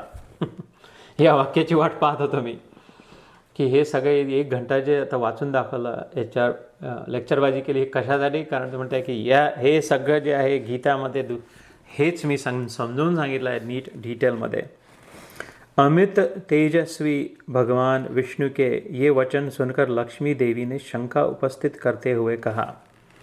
अमित, मित म्हणजे पेरिमीटर, त्याचे बाउंड्री. अमित शब्द म्हणजे boundary less, boundless, infinite in other words, है ना. मित म्हणजे फायनाईट, अमित म्हणजे इनफायनाईट, कधी न संपणारा, ज्याचं नाव अमित असते. जसं ते आत्म्याचं द्योतक आहे. अमित तेजस्वी, याचं तेज कसं, सूर्याचं तेज कसं आहे, अमित नाही आहे. इथपर्यंत सूर्यमंडळापर्यंत सीमित आहे ते, है ना. जे आपले बुध, गुरु, शुक्र, शनी, मंगळ यांपर्यंत पृथ्वी इथपर्यंत आहे, पण त्याच्या पलीकडे अंधकार आहे, त्याचा प्रकाश नाही पोचू शकत. पण ज्याला सूर्याला ज्याने प्रकाश दिला तो स्वयंप्रकाशी जो नारायण आहे, ज्याला दुसऱ्याच्या प्रकाशाची आवश्यकता नाही, जो त्याला यद आदित्य चंद्रमुक्त ना, भगवद्गीतेत म्हणतो की आदित्याला, चंद्राला जसं मी प्रकाशित करतो, त्याला इलेक्ट्रिसिटी, त्याला प्लग करायची गरज नाही की अरे लाईट गया तर अभि आता तेज नाही आहे म्हणून. तसं त्याच्यामुळे त्याचं अमित तेज आहे. अमित तेजस्वी भगवान विष्णू के ये वचन सुनकर लक्ष्मी देवीने शंका उपस्थित करी की अरे हे तर मला माहीत नव्हतं, मला पहिल्यांदा सगळं कळून राहिलं तुझ्याबद्दल. भगवान, यदि आपका स्वरूप स्वयं परम आनंदमय और मन वाणी की पहुँच के बाहर है तो गीता कैसे इसका बोध कराती है. की तुझ्याबद्दल तर म्हणतात की अनिर्वचनीय आहे, म्हणजे वाचेनी, अनिर्वचनीय म्हणजे काय, वाचा म्हणजे वाणी, बोलणं, शब्द, आणि निर्वचनीय डिस्क्राईब नाही केलं जाऊ शकत, वर्णन नाही केलं जाऊ शकत ना. यतो वाचो निवर्तन्ते अप्राप्य मनसासह. वेदांमध्ये, उपनिषदांमध्ये आहे की ते असं ठिकाण आहे ईश्वराचं जिथे पोहोचू तर शकतो पण परत नाही येऊ शकत. कोण? वाचा आणि मन. तिथपर्यंत अनुभव तर होऊ शकतो पण येऊन कोणी तसंच्या तसं वर्णन दुसऱ्यांना नाही करू शकत. यत वाच निवर्तन्ते अप्राप्य मनसासम. भगवद्गीतेतही म्हणतात तद्धाम परमम मम. 15व्या अध्यायात पुरुषोत्तम युगामध्ये भगवान कृष्ण असंच म्हणतो की सूर्य, चंद्र यांनाही जे तेज प्रकाशित करतं, अग्नीला जो गरम करतो, हीट आपण लाकडं पेटवतो आणि त्यातून हीट निघते, त्याला सुरुवातीला ओरिजिनल हीट कोणी दिली? त्या लाकडाच्या उंडक्यात, त्या कोळशामध्ये. ज्याच्याजवळ जे आहे तेच तो दुसऱ्याला देऊ शकतो.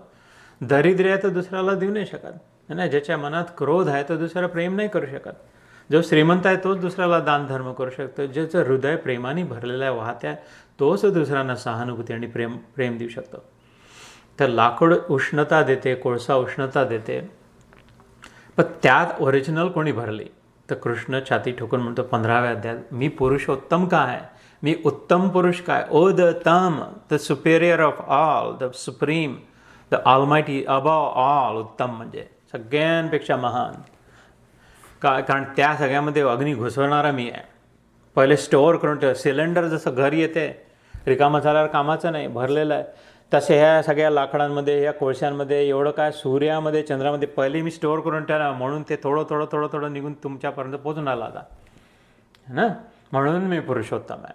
आणि हे जाणकार लोक मला जाणून घेतात आणि त्याच्यानंतर ते मला शरणागत होऊन जे आयुष्यभर मग त्यांचं मन माझ्यात रमून राहते, पुन्हा मन कधी भटकत नाही, जेव्हा माझ्या सौंदर्याचं, माझ्या प्रभावाचं, माझ्या सामर्थ्याचं, माझ्या गुणांचं, माझ्या लीला कथांचं, माझ्या सौहार्द सौजन्याचं, माझ्या प्रेमळपणाचा जेव्हा त्यांना अनुभव होऊन जातो, तेव्हा माझ्या विनम्रतेचं, माझ्या चांगुलपणाचा. तर इथे म्हणते की तुझं स्वतःचं स्वरूप आणि नुसतं तेजस्वी नाही, आनंद स्वरूप आहे, तूच आनंद स्वरूप आहे, परम आनंदमय, द ग्रेटेस्ट जॉय, परम आनंद म्हणजे बिगेस्ट हैप्पीनेस, मैक्सिमम हैप्पीनेस, और मन वाणी की पहुँच के बाहर है. तर गीता, तर मग गीतामध्ये इथे कसं वर्णन, गीता कसं वर्णन करू शकली, हे काय, what is this, how is that possible. तर श्री भगवान बोले, हे सुंदरी, तर 3 वेळा संबोधन केला, 3 वेळा म्हटलं सुमुखे, प्रिय आणि सुंदरी. लक्ष्मीकडे विष्णू बोलून काय, कोणत्या शब्दांचा विचार केला, हे सुमुखी, हे सुंदरी, हे प्रिय. संकेत आहे, समझने वाले समझ रहे हैं. सुनो, मैं गीता में अपनी स्थिती का वर्णन करता हूँ. तो म्हणतो का, कारण मी स्वतःचं वर्णन करू शकतो ना. तो म्हणतो किती क्लेवर, किती इंटेलिजंट, किती स्मार्ट गोष्ट म्हटली देवानी. हो, तुमचं मन, तुमची वाणी तिथे जाऊन परत येऊन दुसऱ्यांना नाही वर्णन करू शकत, पण मी स्वतःचं वर्णन करू शकतो की नाही, है ना. माझ्या मनातले विचार तुम्ही नाही जाणू शकत, आत्ता मी काय विचार करून आलो आहे, पण मी सांगू शकतो ना.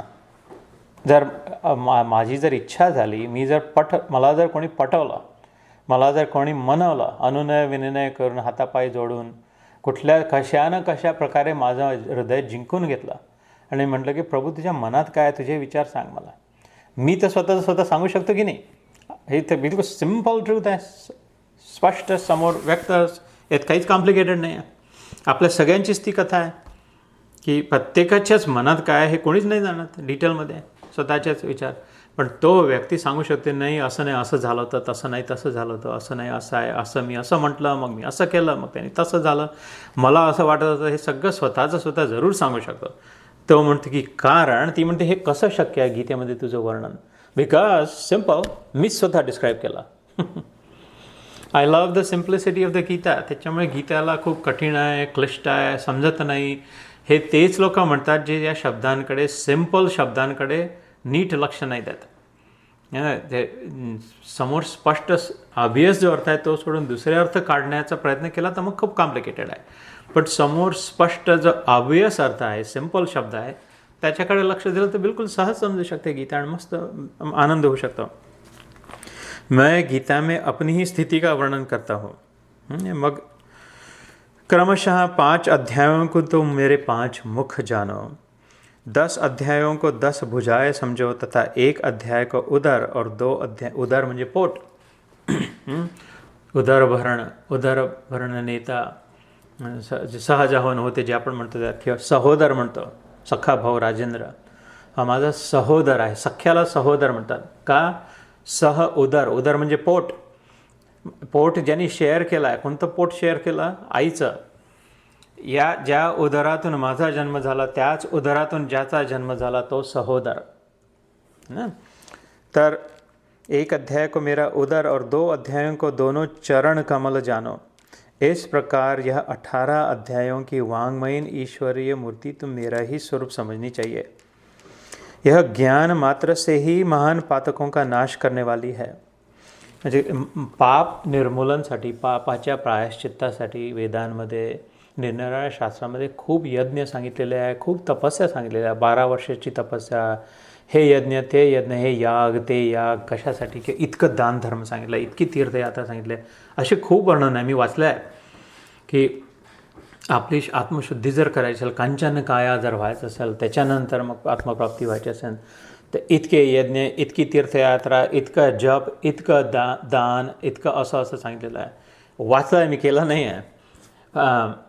तर असे, पण याच्यात म्हटलं आहे की एस ज्ञान मात्र से महान पातकों का नाश करने वाली आहे.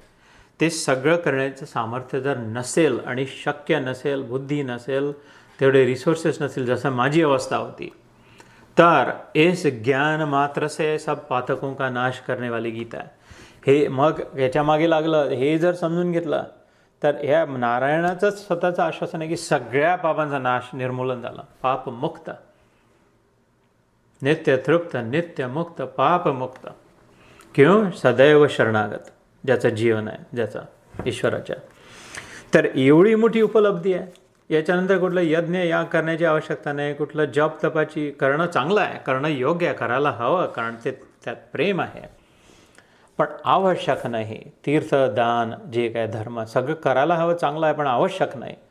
कारण ह्या ज्ञानाच्या अनुभवाने जर पापांचा नाश होऊ शकेल तर.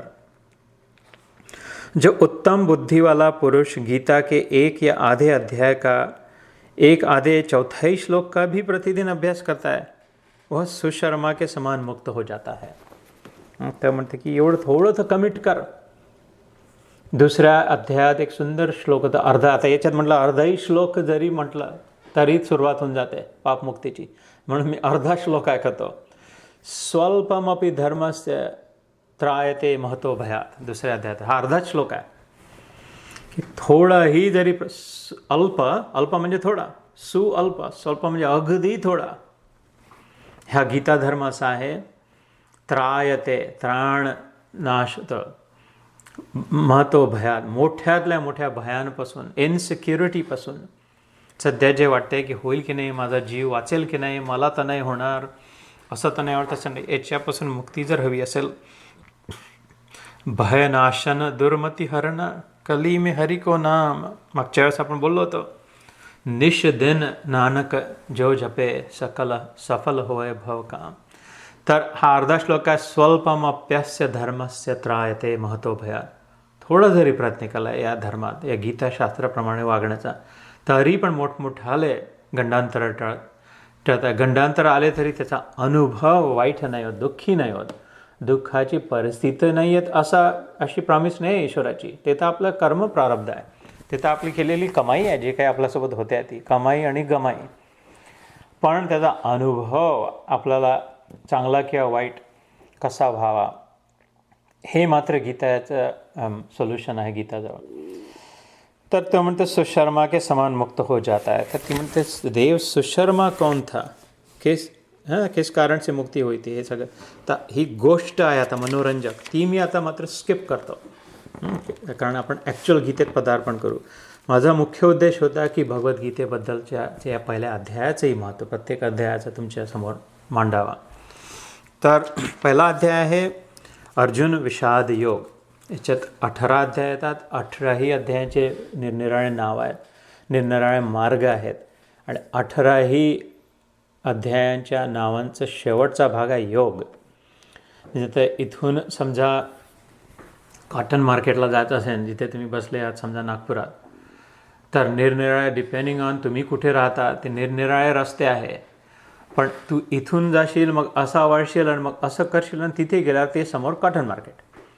आणि बरं तू इकडे राहतं, तू इथून जा, मग असं जा, मग इथे वळ, यात इथून तो घे, पूल घे, ओव्हरहेड पास घे, आणि मग सरळ गेला तर शेवटी कॉटन मार्केट.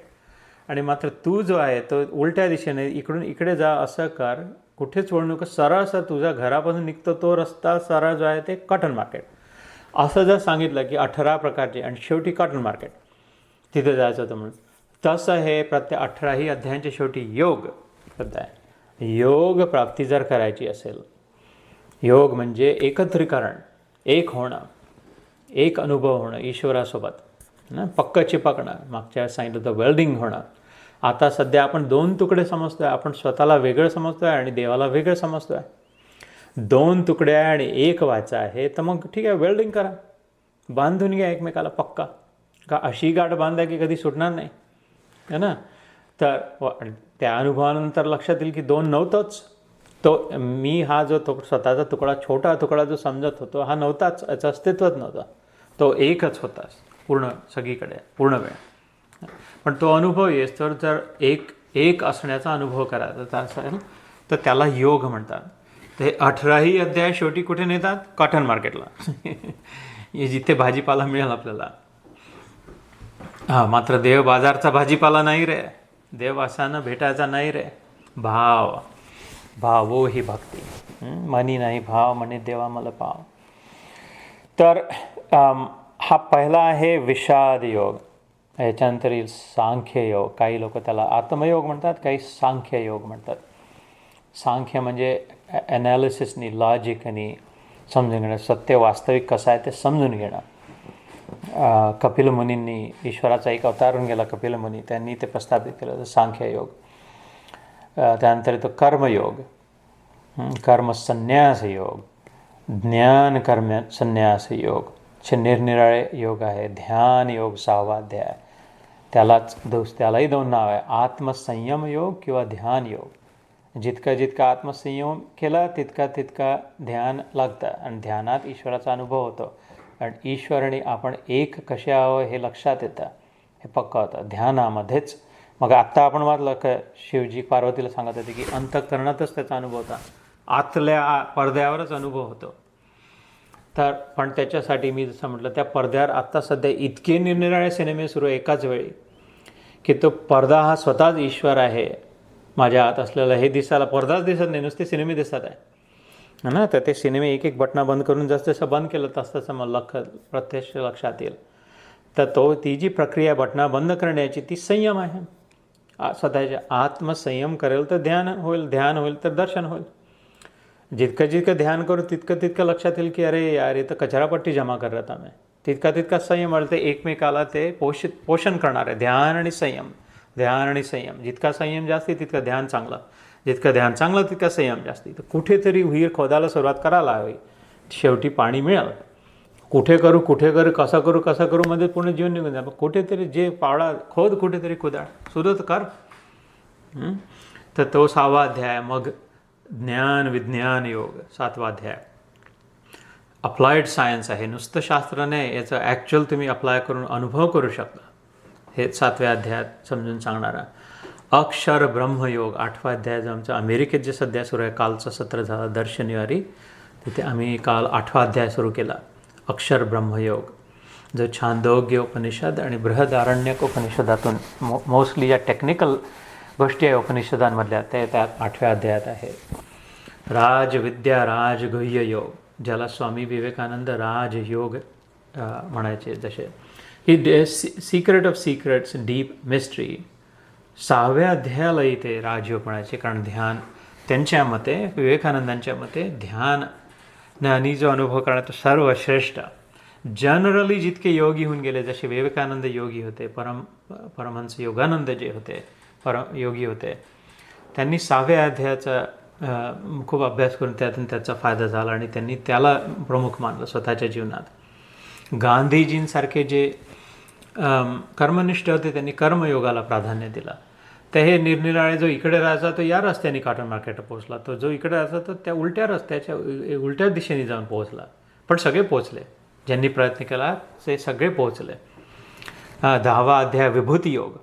विभूती म्हणजे कसं, विशेष प्रकारे प्रगट झालेला, अशा इतकी चमक धमक त्याची, कशा प्रकारे अर्जुन विचारतो त्या 10व्या अध्यायात की मी तुला जाणू कसं, समजू कसं, बघू कुठे तुला, तू जर म्हणतो सगळीकडे आहे मी, तर कसं समजून घेऊ. तर त्यात ज्या प्रकारे तो समजावून सांगतो 10व्या अध्यायात की जलामध्ये मी रस आहे, चंद्रमामध्ये ती सौम्यता आहे, अशा प्रकारे निरनिराळ्या प्रकारे, अग्नीमध्ये जे तेज आहे, माणसामध्ये जो पुरुषार्थ आहे, ह्या सगळ्या प्रकारे तू मला बघू शकतो. विशेष प्रागट्य कुठे कुठे आहे, चमक धमक कशी आहे, ते विभूती योग. 11व्या अध्यायात विश्वरूप दर्शन योग. 10व्या अध्यायाच्या झाल्यानंतर 11व्या अध्यायात सुरुवातीला म्हणतो की हे सगळं तर ठीक आहे, पण मला ॲक्च्युअल प्रत्यक्ष पाहायचं आहे तुला.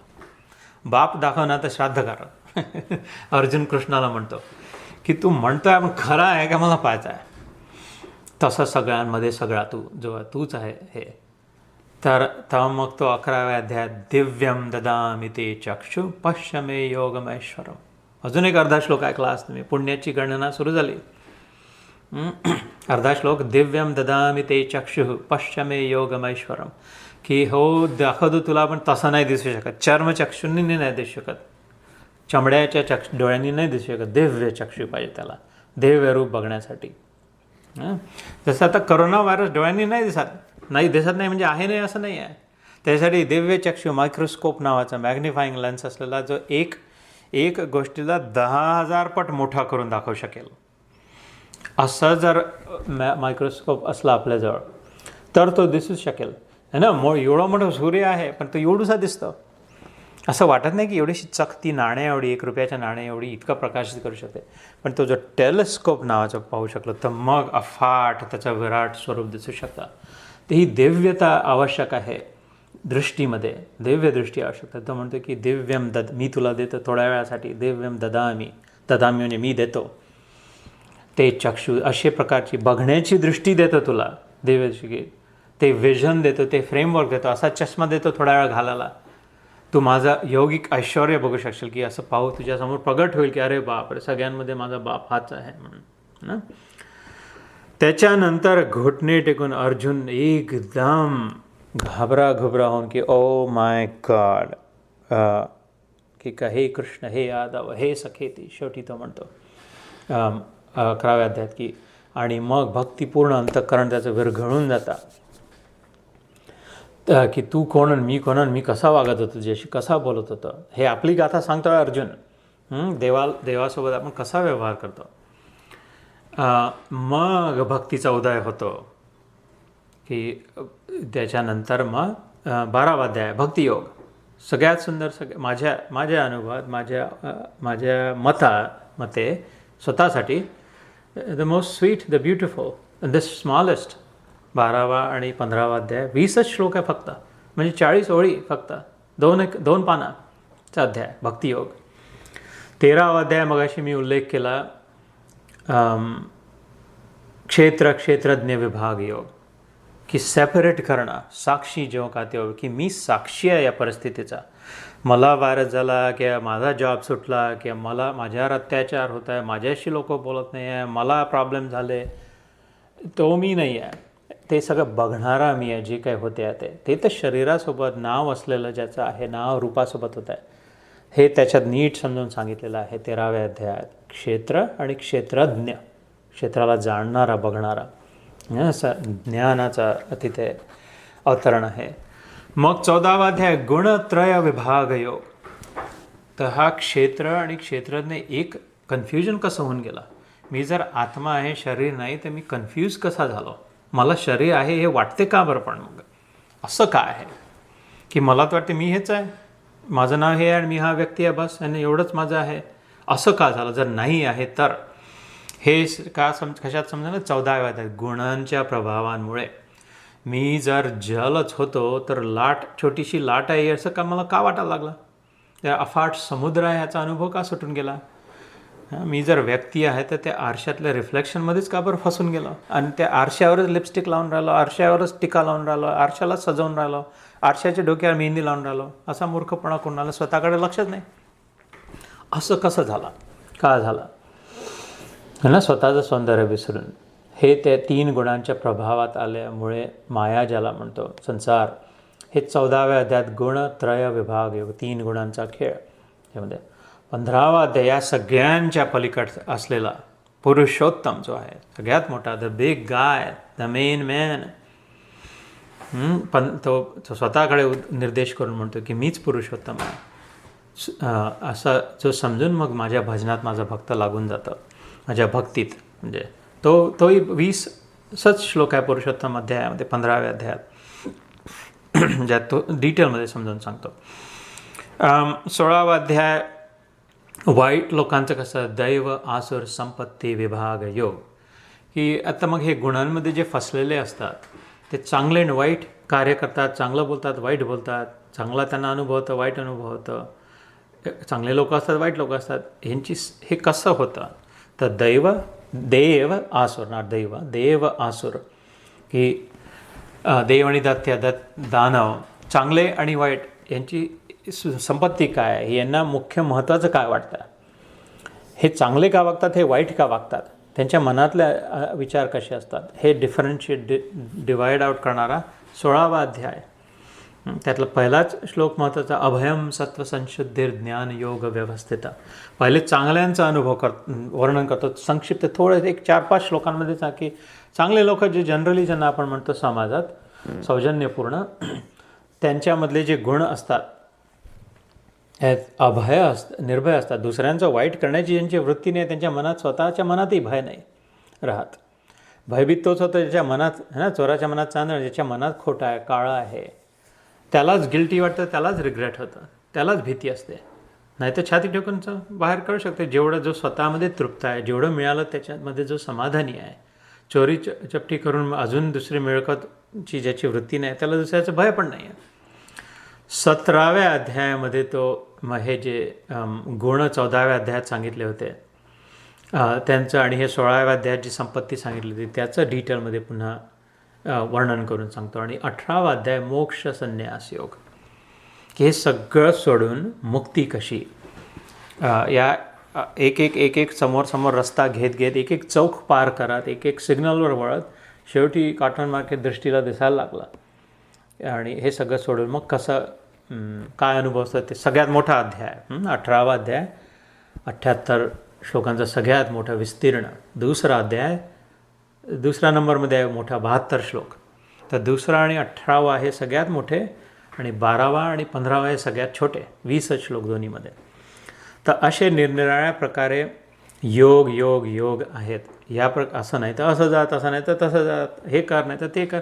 आपल्या चित्तवृत्तीप्रमाणे, आपल्या प्रकृतीप्रमाणे आपल्याला स्वतःला जेवढं शक्य आहे, जसं सहन होऊ शकतं, शरीराला खूप काबाड कष्ट न देता, खूप हट्ट आग्रह दुराग्रह न करता, खूप एकमेकावर दबकाबाजी न करता, सहजतेने जे शक्य आहे तिथून सुरुवात कर. हा भगवद्गीतेचा निर्णय आहे. महत्त्वाचं काय, सुरू करणं आणि टिकून राहणं. कसं करतो, काय करता ते पोचून जाशील, ती त्याची जबाबदारी.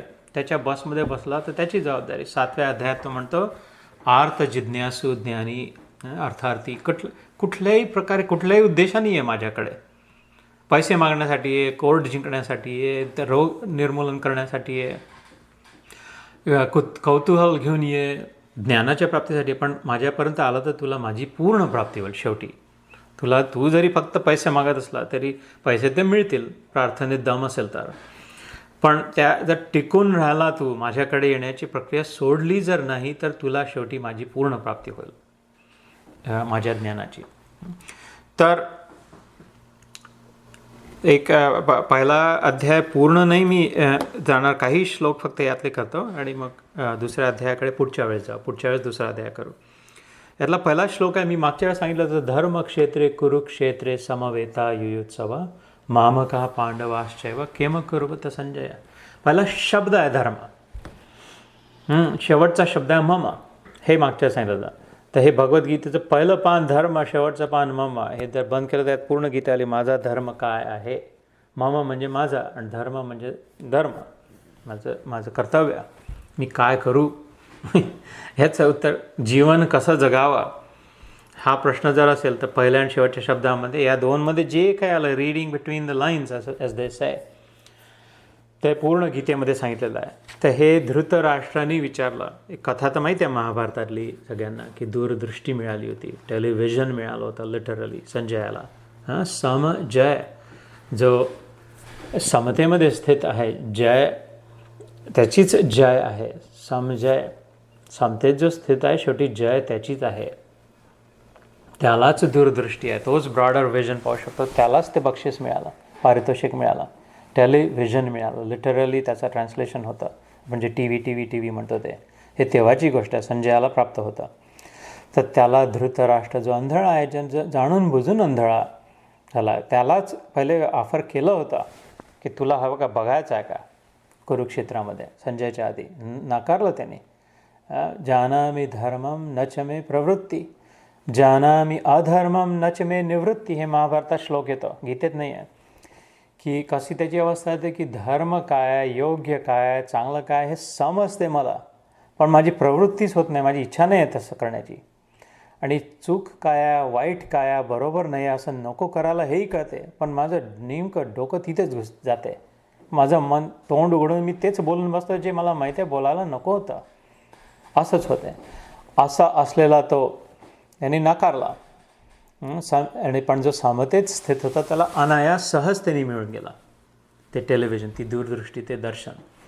तर त्या धृतराष्ट्राने त्या संजयाला म्हटलं की धर्मक्षेत्र जे आहे कुरुक्षेत्र, युद्धाच्या इच्छेने जे एकत्रित आले आहे, ते माझ्या आणि माझ्या लहान्या भावाच्या मुलांमध्ये काय सुरू आहे हे जरा सांग. आणि त्याच्यामुळे ती गीता एवढी मोठी समोर सांगायला लागली, कारण भेददृष्टी होती, भेदभाव होता. एक इस्टेट कोणाला मिळावी याचे तुकडे तुकडे कसून याच्यासाठी एकमेकाचा जीव तोडून बसायला जे आहे त्यांच्यात काय सुरू आहे त्याच्यामध्ये ज्याची वृत्ती आहे त्याच्या डोक्यात प्रकाश पाडण्यासाठी भगवद्गीतेला अवतरित व्हावं लागला. एक प्रकारे त्या धृतराष्ट्राची कृपा आहे की त्याच्यामुळे आपल्या सगळ्यांपर्यंत ही गीता पोचू शकली. एका अज्ञानीला समजवण्यासाठी ज्ञान प्रगट झालं, त्या ज्ञानामध्ये आपणही नावून निघू शकतो. त्याच्यामुळे वाईटाला स्थान नाही ईश्वराच्या निर्मितीत. नीट विचार केला तर त्या वाईटातून किती मोठं चांगलं झालं, त्याच्या वाईट विचारांमुळे आपलं किती भलं होत्या याच्याकडे दृष्टी असावी है ना त्या वाईटापेक्षा. कारण की शेवटी मग लक्षात येतं की इतकं मोठं पहाड चांगलं आहे आणि हे एवढं गुळाच्या खड्या इतकं वाईट आहे है ना. त्याला जे वाटत असेल जे म्हणत असेल ते केलं असेल, पण त्याच्यामुळे केवढं मोठं पहाड आपल्याला चांगुलपणाचा मिळाला गीता रूपाने. तर त्याच्या शेवटी कॅल्क्युलेशन केलं तर लक्षात येतं की चांगलंच आहे सृष्टीमध्ये. शेवटी वाईटाला साठी स्थान नाही, वाईटाची किंमतच नाही आहे, वाईटाचं काही महत्त्वच नाही आहे. ते आपली दृष्टी कुठे जाते याच्यावर निर्भर करतं. तर मग पुढे हे गीता वाचली या सगळ्यांनीच माहीतच आहे. मी 1-2 श्लोक घेतो. एक हा जो सांगायला लागतो, दुर्योधन म्हणतो की भीष्माजवळ जाऊन, की मी हिंदीत वाचतो की संस्कृतमध्ये आहे, भवान भीष्मश्च कर्णश्च कृपश्च समितिंजया, की तो छाती ठोकून म्हणतात दुर्योधन आपल्या आजोबांना की आप द्रोणाचार्य, पितामह भीष्म, कर्ण, संग्राम विजय कृपाचार्य, अश्वत्थामा, विकर्ण, सोमदत्त इतके सगळे भूरिश्रवा माझ्याकडून लढून राहिले. हे सगळ्यांचे मोठमोठ्या दिग्गजांचे, कोणी रथी होतं, कोणी महारथी होतं, कोणी अतिरथी होता, कोणाला इच्छा मृत्यूचं वरदान प्राप्त होतं, कोणी या सगळ्यांना शिकवलेलं होतं कसं कर. बच्चे होते हे सगळे त्यांच्यासमोर, द्रोणाचार्यासमोर. इतके दिग्गज त्याच्याकडून या सगळ्यांचे नाव घेतं. पण त्याची चूक कुठे झाली, हे महादिग्गजांचा जो बाप आहे यांच्या सगळ्यांमध्ये धडकणारा जो ऋषिकेश आहे, तो त्या रेषेच्या पलीकडे चमचमणारा उभा असणारा सुंदर कन्हैया, त्या कानाकडे याचं लक्ष नाही. तो म्हणतो की तू भीष्म आहे, तू द्रोण आहे, हे मोठमोठाले सिंह तो म्हणतो. एकापेक्षा हे ते हरणांची टोळी आहे आणि एक सिंह यांच्यासाठी काफी इनफ आहे. माझ्याजोपा किती सिंह तुम्ही लोक माझ्यासोबत आहे. भीष्म नावाचा सिंह आहे, द्रोण नावाचा सिंह, अश्वत्था नावाचा सिंह, मी स्वतः आहे सिंहांचा सरताज म्हणतो. पण त्याच्या हे समोर दिसला नाही की जो ईश्वर समोर जो त्या बाजूनी आहे तो. का? कारण त्याने ते शस्त्र धारण नाही करणार, शस्त्राचं नाही घेणार, तर काही काळजी करायची गरज नाही असं त्याला त्यावेळी वाटलं होतं है ना. तर ही एक चूक झाली, हे मला लक्षात आणून द्यायचं होतं तुमच्या, की दुर्योधनाची एक मोठी चूक इथे झाली. धृतराष्ट्राची काय झाली की मामका पांडवा, माझे तुझ्यामध्ये भेदभाव झाला. दुर्योधनाची काय झाली, हे सगळे दिग्गज ते तर होते खरी गोष्ट आहे, पण जो दिग्गजांचा जो सगळा स्रोत आहे, सोर्स आहे, तिथे लक्ष नव्हता त्याचा. आणि दुसरं त्याच्यानंतरचा श्लोक तो काय म्हणतो 9वा, अन्येच बहवो शूरा मदर्थे त्यक्त जीविता नाना शास्त्र प्रहारणा सर्वे युद्ध विशारदा. हे सगळेच्या सगळे युद्धमध्ये विशारद आहेत, एक्सपर्ट आहे, सुपर एक्सपर्ट आहे युद्धमध्ये. युद्ध करणं यांच्यासाठी खेळ, कंचे खेळणं, गिल्ली दंडा खेळण्यासारखं युद्ध करू शकतात, उडवून लावू शकतात या सगळ्यांमध्ये विशारद असल्यामुळे है ना. आता आपलं विशारद संगीतमध्ये पेटी वाजव म्हटलं तर तो काय डोळे बंद करून वाजवतं, इकडं पाहून वाजवतं है ना. ज्याला पेटी वाजवता येते त्याच्याकडे पाहत नाही बसत. हे लोक न पाहता युद्ध करून जिंकू शकतात असे विशारद आहे. अजून बहवो शूर, अन्य तुमच्यासारखे बहवो शूर, किती शूर माझ्या बाजूने. नाना शस्त्र प्रहरणा, वेगळ्या वेगळ्या प्रकारचे शस्त्र यांना इथं टॅलेंटेड आहे, गिफ्टेड आहे. कोणी तलवार, कोणी भाला, कोणी चक्र, कोणी कशी काही, हे सगळे. पण यात रहस्यमय गोष्ट तो अनायास कशी त्याचे बोलून गेला, मद अर्थे त्यक्त जीविता, मेरे लिए मरने को आया है. मद अर्थे म्हणजे माझ्यासाठी, त्यक्त जीविता, ते सत्य ऑलरेडी वधून दिलं, ते सगळे मेले शेवटी खरोखर. जसं काही जणू काही याला बॅकग्राऊंडमध्ये माहीत होते की यार हे सगळे साले मरायला आले इथे माझ्यासाठी, माझ्यासाठी जर लढतात आहे तर मरणारच. अधर्म आहे ना तिथे कृष्ण नाही आहे, रेषेच्या त्या बाजूला कृष्ण होता, ज्या बाजूला धर्मराज होता धर्म जिथे होता तिथे, आणि त्याच्यामुळे निश्चित विजय तिथे होती. या बाजूला अधर्म होता, कितीही मोठे दिग्गज आले तरी कृष्ण नव्हता, त्याच्यामुळे त्यक्त जीवनच होणार होता. हे बा, इव्हन जो अज्ञानी आहे, ज्याची दृष्टी बंदी आहे, त्याच्याद्वारे सुद्धा सत्य कसं विस्तृत झालं, निर्माण झालं. अन्येच बहवो शूरः मदर्थे त्यक्त जीविता, मेरे लिए मरने को आ गए. तो भीष्म पितामह द्वारा रक्षित हमारी यह सेना सब प्रकार से अजेय है और भीम द्वारा रक्षित इन लोगों की यह सेना जीतने में सुगम है. इकडे भीष्म, इकडे भीम आहे, तर ते याला काही अर्थ नाही. तो म्हणतो इकडे सगळ्या प्रकारे आपण सुरक्षित आहोत आणि तिकडे रक्षा करणारं कोणी नाही, कारण की त्याचा लक्ष नाही, जो सगळ्या संसाराचा जो रक्षक आहे त्याच्याकडे. खरं म्हणजे दुर्योधनालाही चाव मिळाली होती कृष्णाच्या सामर्थ्याची. संधिदूत म्हणून, शांतीदूत म्हणून सगळ्यात शेवटचा एक प्रयत्न पुन्हा जेव्हा केला होता श्रीकृष्णाने, तेव्हा त्याला अरेस्ट करायला दुर्योधन म्हणाला, पकड लो इसको, जेल में डाल दो.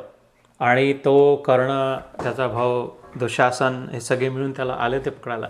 आणि ते कृष्णाने म्हटलं 2 हात वर करून, आव पकडो मुझे, हे पकड मला.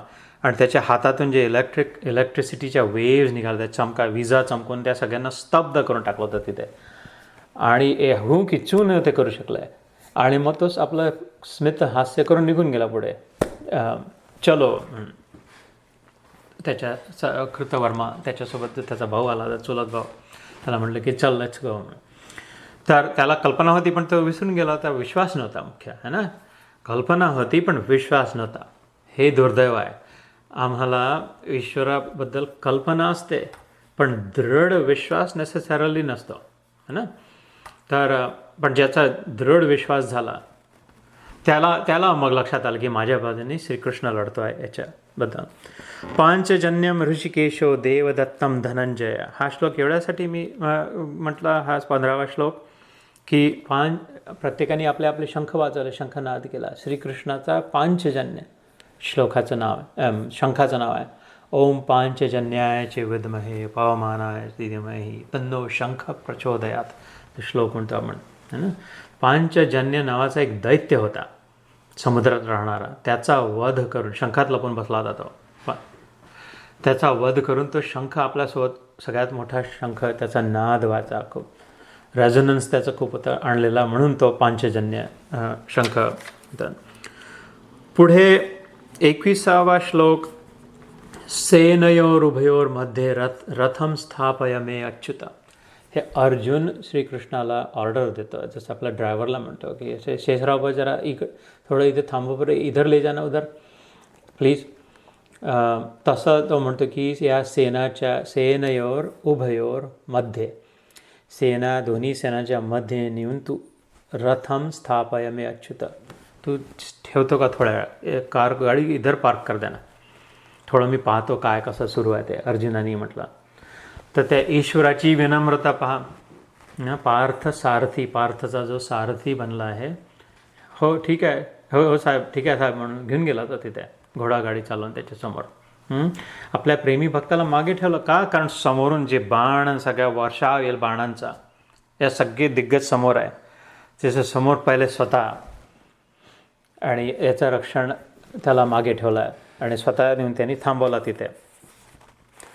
तर हा अर्जुनही तसं म्हणतो कि दुर्बुद्धि दुर्योधन का युद्ध में हित चाहने वाले जो जो ये राजा लोग इन सेना में आए हैं, इन युद्ध करने वालों को मैं देखूंगा. तर दुर्योधनाने म्हटलं की माझ्याकडून भीष्म आहे, असे आहे तसे आहे, आणि त्यांच्याकडून भीम आहे, त्याचं लक्ष नाही श्रीकृष्णाकडे समोरच्या, त्याच्यामुळे तो अहंकाराने डुबला पुढे. अर्जुन पण तीच चूक करतो आहे वेगळ्या प्रकारे, की जरा पाहतो मी माझ्यासाठी लढणारे आलेले आहे, कोण कोण आहे, कसे कसे आहे, जरा बघून घेतो. पण त्याचंही लक्ष नाही, डोक्यामध्ये समोर नाही आहे, डोक्याच्या बॅकग्राऊंडमध्ये आहे पण समोर नाही आहे, की अरे पण माझ्यासोबत कृष्ण आहे. तर तोही मग शोकामध्ये डुबून गेला, एक अहंकारात डुबून विनाशाकडे चालला दुर्योधन, आणि एक शोकमध्ये, दुःखामध्ये, मोहामध्ये अडकून दोघांचे लक्ष समोर, जो ईश्वर, दोघांच्याही समोर ईश्वर आहे, दोघांच्या मध्ये ईश्वर आहे, अर्जुन आणि दुर्योधनाचे दोघांचे लक्ष नाही, तर दोघांनी डुबण्याकडेच, दोघांची नाव डुबून राहिली. अहंकार रहित जर दुर्योधन झाला असता तर त्याला समोर दिसतात आला असते की अरे हो वेट, त्यांच्या बाजूने श्रीकृष्ण आहे, त्याचं काय है ना. तर मग कदाचित त्याची नौका तरली असती, काहीतरी दुसरा विचार आला असता डोक्यात की हे काहीतरी इलाज करावा याच्यासाठी म्हणून, है ना. किंवा अर्जुनाच्या लक्षात आलं असते की हो हे लोक तर ठीक आहे, पण माझ्या बाजूनी माझा सखा, माझा इष्ट, माझा ईश्वर आहे. तर मग त्यालाही शोक नसता झाला, दुःख नसतं झालं, विश्वास वाटला असता, योग्य वाटलं असतं की हा जे सांगताय ते करणं ठीक आहे, यांनी जर मला युद्धापर्यंत आणलं आहे, हा जर शांतीदूत होऊन बनून प्रयत्न केला होता, हा जर स्वतः कबूल झाला माझा ड्रायव्हर बनण्याचा, तर त्या अर्थी नक्की हे ठीकच असेल, मला दुःख करायची गरज नाही. तर ज्या लोक जे डुबतात, जनरली डिप्रेस होतात ते किंवा नुकसान होते, ते या मुख्य दोन गुण अहंकाराने डुबतात किंवा स्वतः दुःख करून डुबतात. ह्या दोन्ही येतात जेव्हा आपण ईश्वराला विसरतो.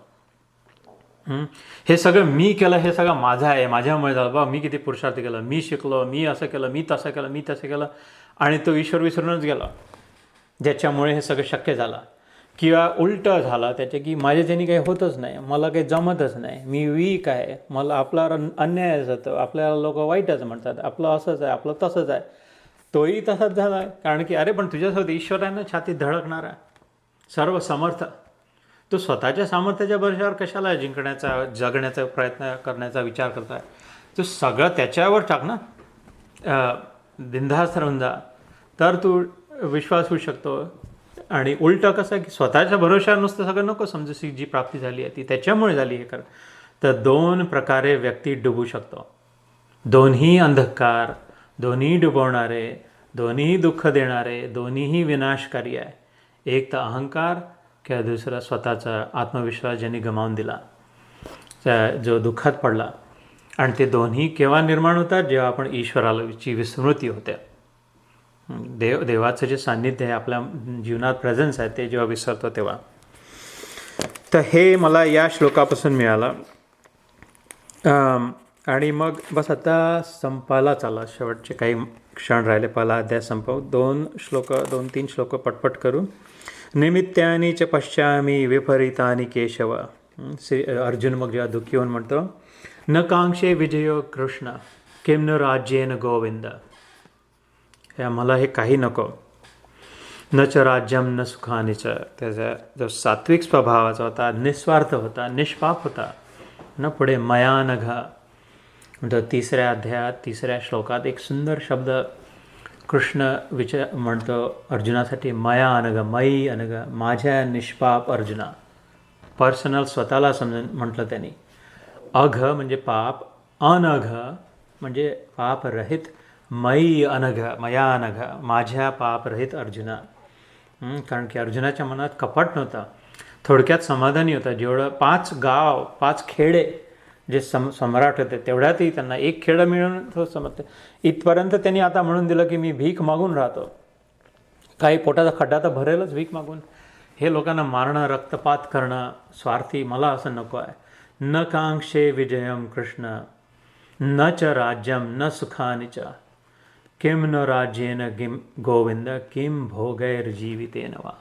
काय करू मी हे राज्य घेऊन, याच्यात काय सुख वाटेल जर माझे आपले स्वतःचे लोक जे आहे, माझे ज्यांना मी म्हणतो तेच जर माझ्यासोबत नसले तर. आपण जेव्हा वेकेशनवर जातो, मसुरीला जातो, नाही तर अजून कुठे हिमालय किंवा दीव दमन, अंदमान निकोबारला जातो, मलेशियाला जातो, हे सुट्टीमध्ये, तर आपल्या लोकांना नेतो तेव्हा जास्ती आनंद होतो. असं कोणी जाते का? मी आजपर्यंत नाही ऐकलं पाहिलं की मैं वेकेशन जा रहा हूँ, अकेला जा रहा हूँ. असतीलही म्हणा बहादूर, पण एकट्या वेकेशनला जाणाऱ्याला इतका आनंद नाही होत जितका आप्तजनांना जेव्हा नेऊन आनंद होतो. एक मिनिट, कोणाचं तरी अनम्यूट झाला, लेट मी म्यूट एव्हरीवन. हां, ओके. सो यात पॉईंट काय, अर्जुन काय म्हणतो आहे की मला हे राज्य मिळाली, समजा मी जिंकलोय, सम्राट झालो मी, उपयोग काय, माझेच लोक नसले तर, है ना. मी एवढी नोकरी कमावली, एवढं प्रमोशन केलं, एवढं मोठं घर बांधलं, महाल बांधला, अर्धं गाव विकत घेतला, एवढे बिझनेसेस केले, माझे कोणी स्वतःचे नसले तर करू काय मी, उपयोगच नाही. तर दुःखी जीवन होतं. श्रीमंत लोक आत्महत्या करतात. किती मोठाले श्रीमंत, ज्ञानी, अकॉम्प्लिश्ड आर्टिस्ट, टॅलेंटेड लोक आत्महत्या करतात. अगदी प्रत्यक्ष उदाहरणं मी सांगू शकतो तुम्हाला. फेमस लोक आत्महत्या करतात. शेवटी कारण मनात की कशासाठी, कोणासाठी, काय करलं मी, कशात घालवलं हे, है ना. असा हा आत्मघातकी व्हायला निघालेला अर्जुन. तर तो म्हणतोय की माझे लोक नाही तर मी हे मिळवून करू काय, है ना. तर हे सगळं काय मोहाचं लक्षण आहे, अज्ञानाचं लक्षण आहे, अंधकाराचं लक्षण आहे. की ज्या गोष्टींचं महत्त्व नाही त्या गोष्टींना महत्त्व जीवनात देण्यामुळे दुःखाचीच प्राप्ती होईल. आणि जी व्यक्ती महत्त्वाची त्याच्याकडे दुर्लक्ष करून शक्यच नाही सुखाची प्राप्ती होणं, हे ते संबोधित करते आहे. आणि मग एक आजच्या शेवटचा श्लोक करून मग आपण आपलं कॉन्व्हर्सेशनला जाऊ. शेवटचा श्लोक संजय म्हणतो पहिल्या अध्यायात, एम मुक्त्वा अर्जुन संख्ये रथोस्थाप्य उपाविशत विसृज्य सशरम चापम शोक संविघ्न मानस. संजय बोले, रणभूमि में शोक से उद्विग्न मन वाले अर्जुन इस प्रकार कहकर बाण सहित धनुष्य को त्याग कर रथ के पिछले भाग में चले गए. अजून मागे जाऊन बसला, अजून सिंक झाला. तो हताश निराश होऊन बसून गेला, डोकं खाली पाडून. हे काय झालं, हे काय मी करायला बसलो होतं. न योद्धसे इति गोविंदम, मी नाही युद्ध करू शकत, sorry, I cannot do this, I am not going to fight. खेळ खतम. पांडवांकडून एकच सिंह होता, शमशेर, जो बहादूर, ज्याच्यावर सगळी मदार होती, शक्य होतं, जो जिंकून देणं शक्य होता.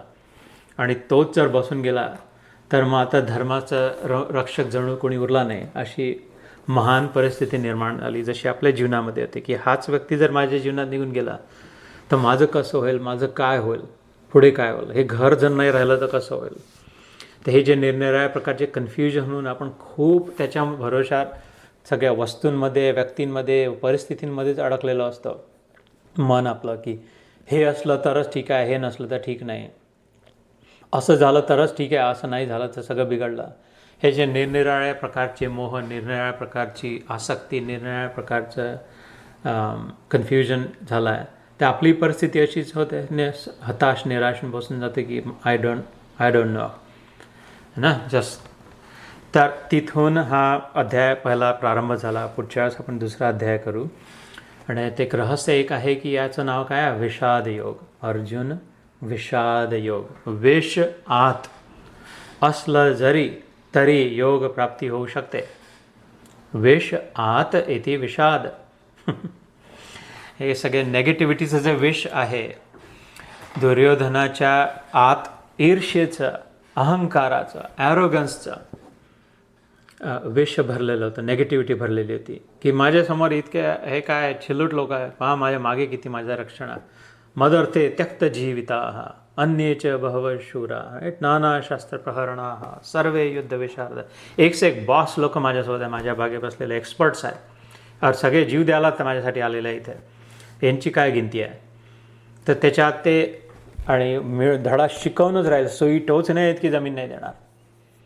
सुई टोचाला जमीन किती लागते, टाचणी जेव्हा आपण टोचतो कशामध्ये, ते केवढं लागते, तेवढी नाही देणार की यांच्या जो सुई जरी असेल ती ठेवायला जागा न उरव. याचा मतेतार्थ असा, यांच्याजवळ जे काही आहे हे यांना ठेवायला जागासुद्धा नसा, त्याच्यामुळे हे काही ठेवूच नाही शकणार, स्वतःजवळ संग्रह नाही करू शकणार, भिकारीच राहतील. की सुई जरी असली तरी ती ठेवू कुठे, एवढी जागा नाही स्वतःची म्हणाला यांच्याजवळ. अशी इतक्या विषाने तो भरलेला दुर्योधन. हे भीष्म द्रोण कोणतं विष भरलेला, भ्रम. मागच्या वेळेस मी म्हटलं होतं की एक तर ब्रह्मनिष्ठ नाही तर भ्रमिष्ठ. ब्रह्मनिष्ठच्या उलटा भ्रमिष्ठ. भ्रमच ज्याचा इष्ट झाला. भ्रम म्हणजे जे नाही आहे ते वाटणं, तसं वाटणं, इल्युजन, भ्रमात पडणं. आणि जे काही भ्रम आहेत त्यालाच आपलं इष्ट म्हण, हेच माझं चांगलं आहे, हे आपले नाही आहे, हे आपली नाही आहे, यांनी भलं नाही होणार, यांनी दुःख मिळेल, दुःखच मिळते, पण तरी त्याला इष्ट मानणं आपलं, तो भ्रमिष्ट. आणि त्याच्या उलटा जो सगळं आपलंच आहे, सगळ्यामध्ये एकता बघू शकणारा तो ब्रह्म, त्यात ज्याची निष्ठा झाली तर ब्रह्मनिष्ठ. तर दोन चॉईसेस आपल्यासमोर आहे. एक ब्रह्मनिष्ठ होणं, ते जर नाही होऊ शकलं तर मग सगळे बाकी भ्रमिष्ठच आहे ना, भ्रमिष्ठ. सो ह्या भीष्म आणि द्रोण यांच्यामध्ये कुठला भ्रम भरला आहे, हो ते आहे तर चांगलं आहे, हो धर्म तर आहे, पण यांचं मीठ खाल्लं आहे ना. हे तर मी प्रतिज्ञा केली आहे की या मातीचे तुकडे हे मिट्टी ढेले पत्थर इनकी रक्षा करूंगा. हे म्हाताऱ्याच्या डोक्यात भ्रम घुसला की हे जास्ती महत्त्वाचं आहे. कृष्णाच्या बाजूनी म्हणणं, त्याचं म्हणणं ऐकलं तर मानत होता देव आहे, पण त्याची गोष्ट त्याला सोडून हे माती ढेल यांच्या चिखल यांची रक्षा करणं, हस्तिनापूर नावाचं जे डेड जमीन आहे याची रक्षा करणं जास्ती महत्त्वाचं का? कारण स्वतःचा मी मी प्रतिज्ञा केली होती. तर देवासमोर दुसरी कुठलीही गोष्ट महत्त्वाची मांडणं, स्वतःचा काहीतरी अहंकार ठेवणं की अरे प्रतिज्ञेचं महत्त्व आहे, आपण केलेलं प्रॉमिस पूर्ण करायला हवी, हे सगळं योग्य आहे, पण देवासमोर नाही. देव प्रमुख सगळ्यात पहिले आहे ना, ज्याला महत्त्व द्यायला हवं ते हा त्यांना भ्रम झाला. त्या भ्रमाचं विष त्यांच्यामध्ये, स्वतःच्या महत्तेचं, स्वतःच्या प्रतिज्ञेचं च्या भ्रमाचं विष त्यांच्यामध्ये झाला. अर्जुनामध्ये हे आत्ता आपण विष जे ऐकलं की अरे काय हे मरतील तर काय राहील, हे सगळे माझे आहे ना, शेवटी तर माझेच गुरु आहे, माझेच आजोबा आहे, हे माझं माझं माझं माझं मोहाचा जो विष झाला, मधुमेह जो झाला त्याला, आणि ते विष, हे सगळे विष मारणारे आहे, विषम परिस्थिती निर्माण करणारे आहे. या सगळ्यांच्या आत विष भरलेला आहे, म्हणून तो विषाद होतो आहे. पण तोही जर योग्य ठिकाणी नेला, जसा अर्जुनाने नेला कृष्णाच्या चरणी. पुढच्या अध्यायात आपण वाचू, कार्पण्य दोषो उपहृत स्वभाव पृच्छामि त्वाम धर्म समूढ चेतः यत श्रेयस्याम निश्चितम ब्रूहि तन्मे शिष्यस्तेहम शाधिमाम त्वाम प्रपन्नम. की मी कन्फ्युज्ड आहे, मला कळत नाही योग्य काय, बरोबर काय, चूक काय आहे. आज मी तू आजपर्यंत मित्र होतास, आज मी तुझं शिष्यत्व स्वीकार करतो, मी तुला गुरुच्या ठिकाणी स्वीकार करतो, तू मला सांग की बरोबर काय, चूक काय. हे विषयी घेऊन आपण ईश्वराजवळ जर गेलो, आपल्यापेक्षा कोणीतरी जास्ती समजदार आहे, मोठा आहे, मान्य केलं, शरणागतीची भावना असली, तर त्यातून योग प्राप्ती होऊ शकते, ईश्वर प्राप्ती होऊ शकते, हे संकेत करणारा अर्जुन विषाद योग. तर आज इथे थांबवू आपण, एक 5 मिनटं ध्यान करू. काही लोक जे नंतर आले त्यांनी सुरुवातीचं ध्यान मिस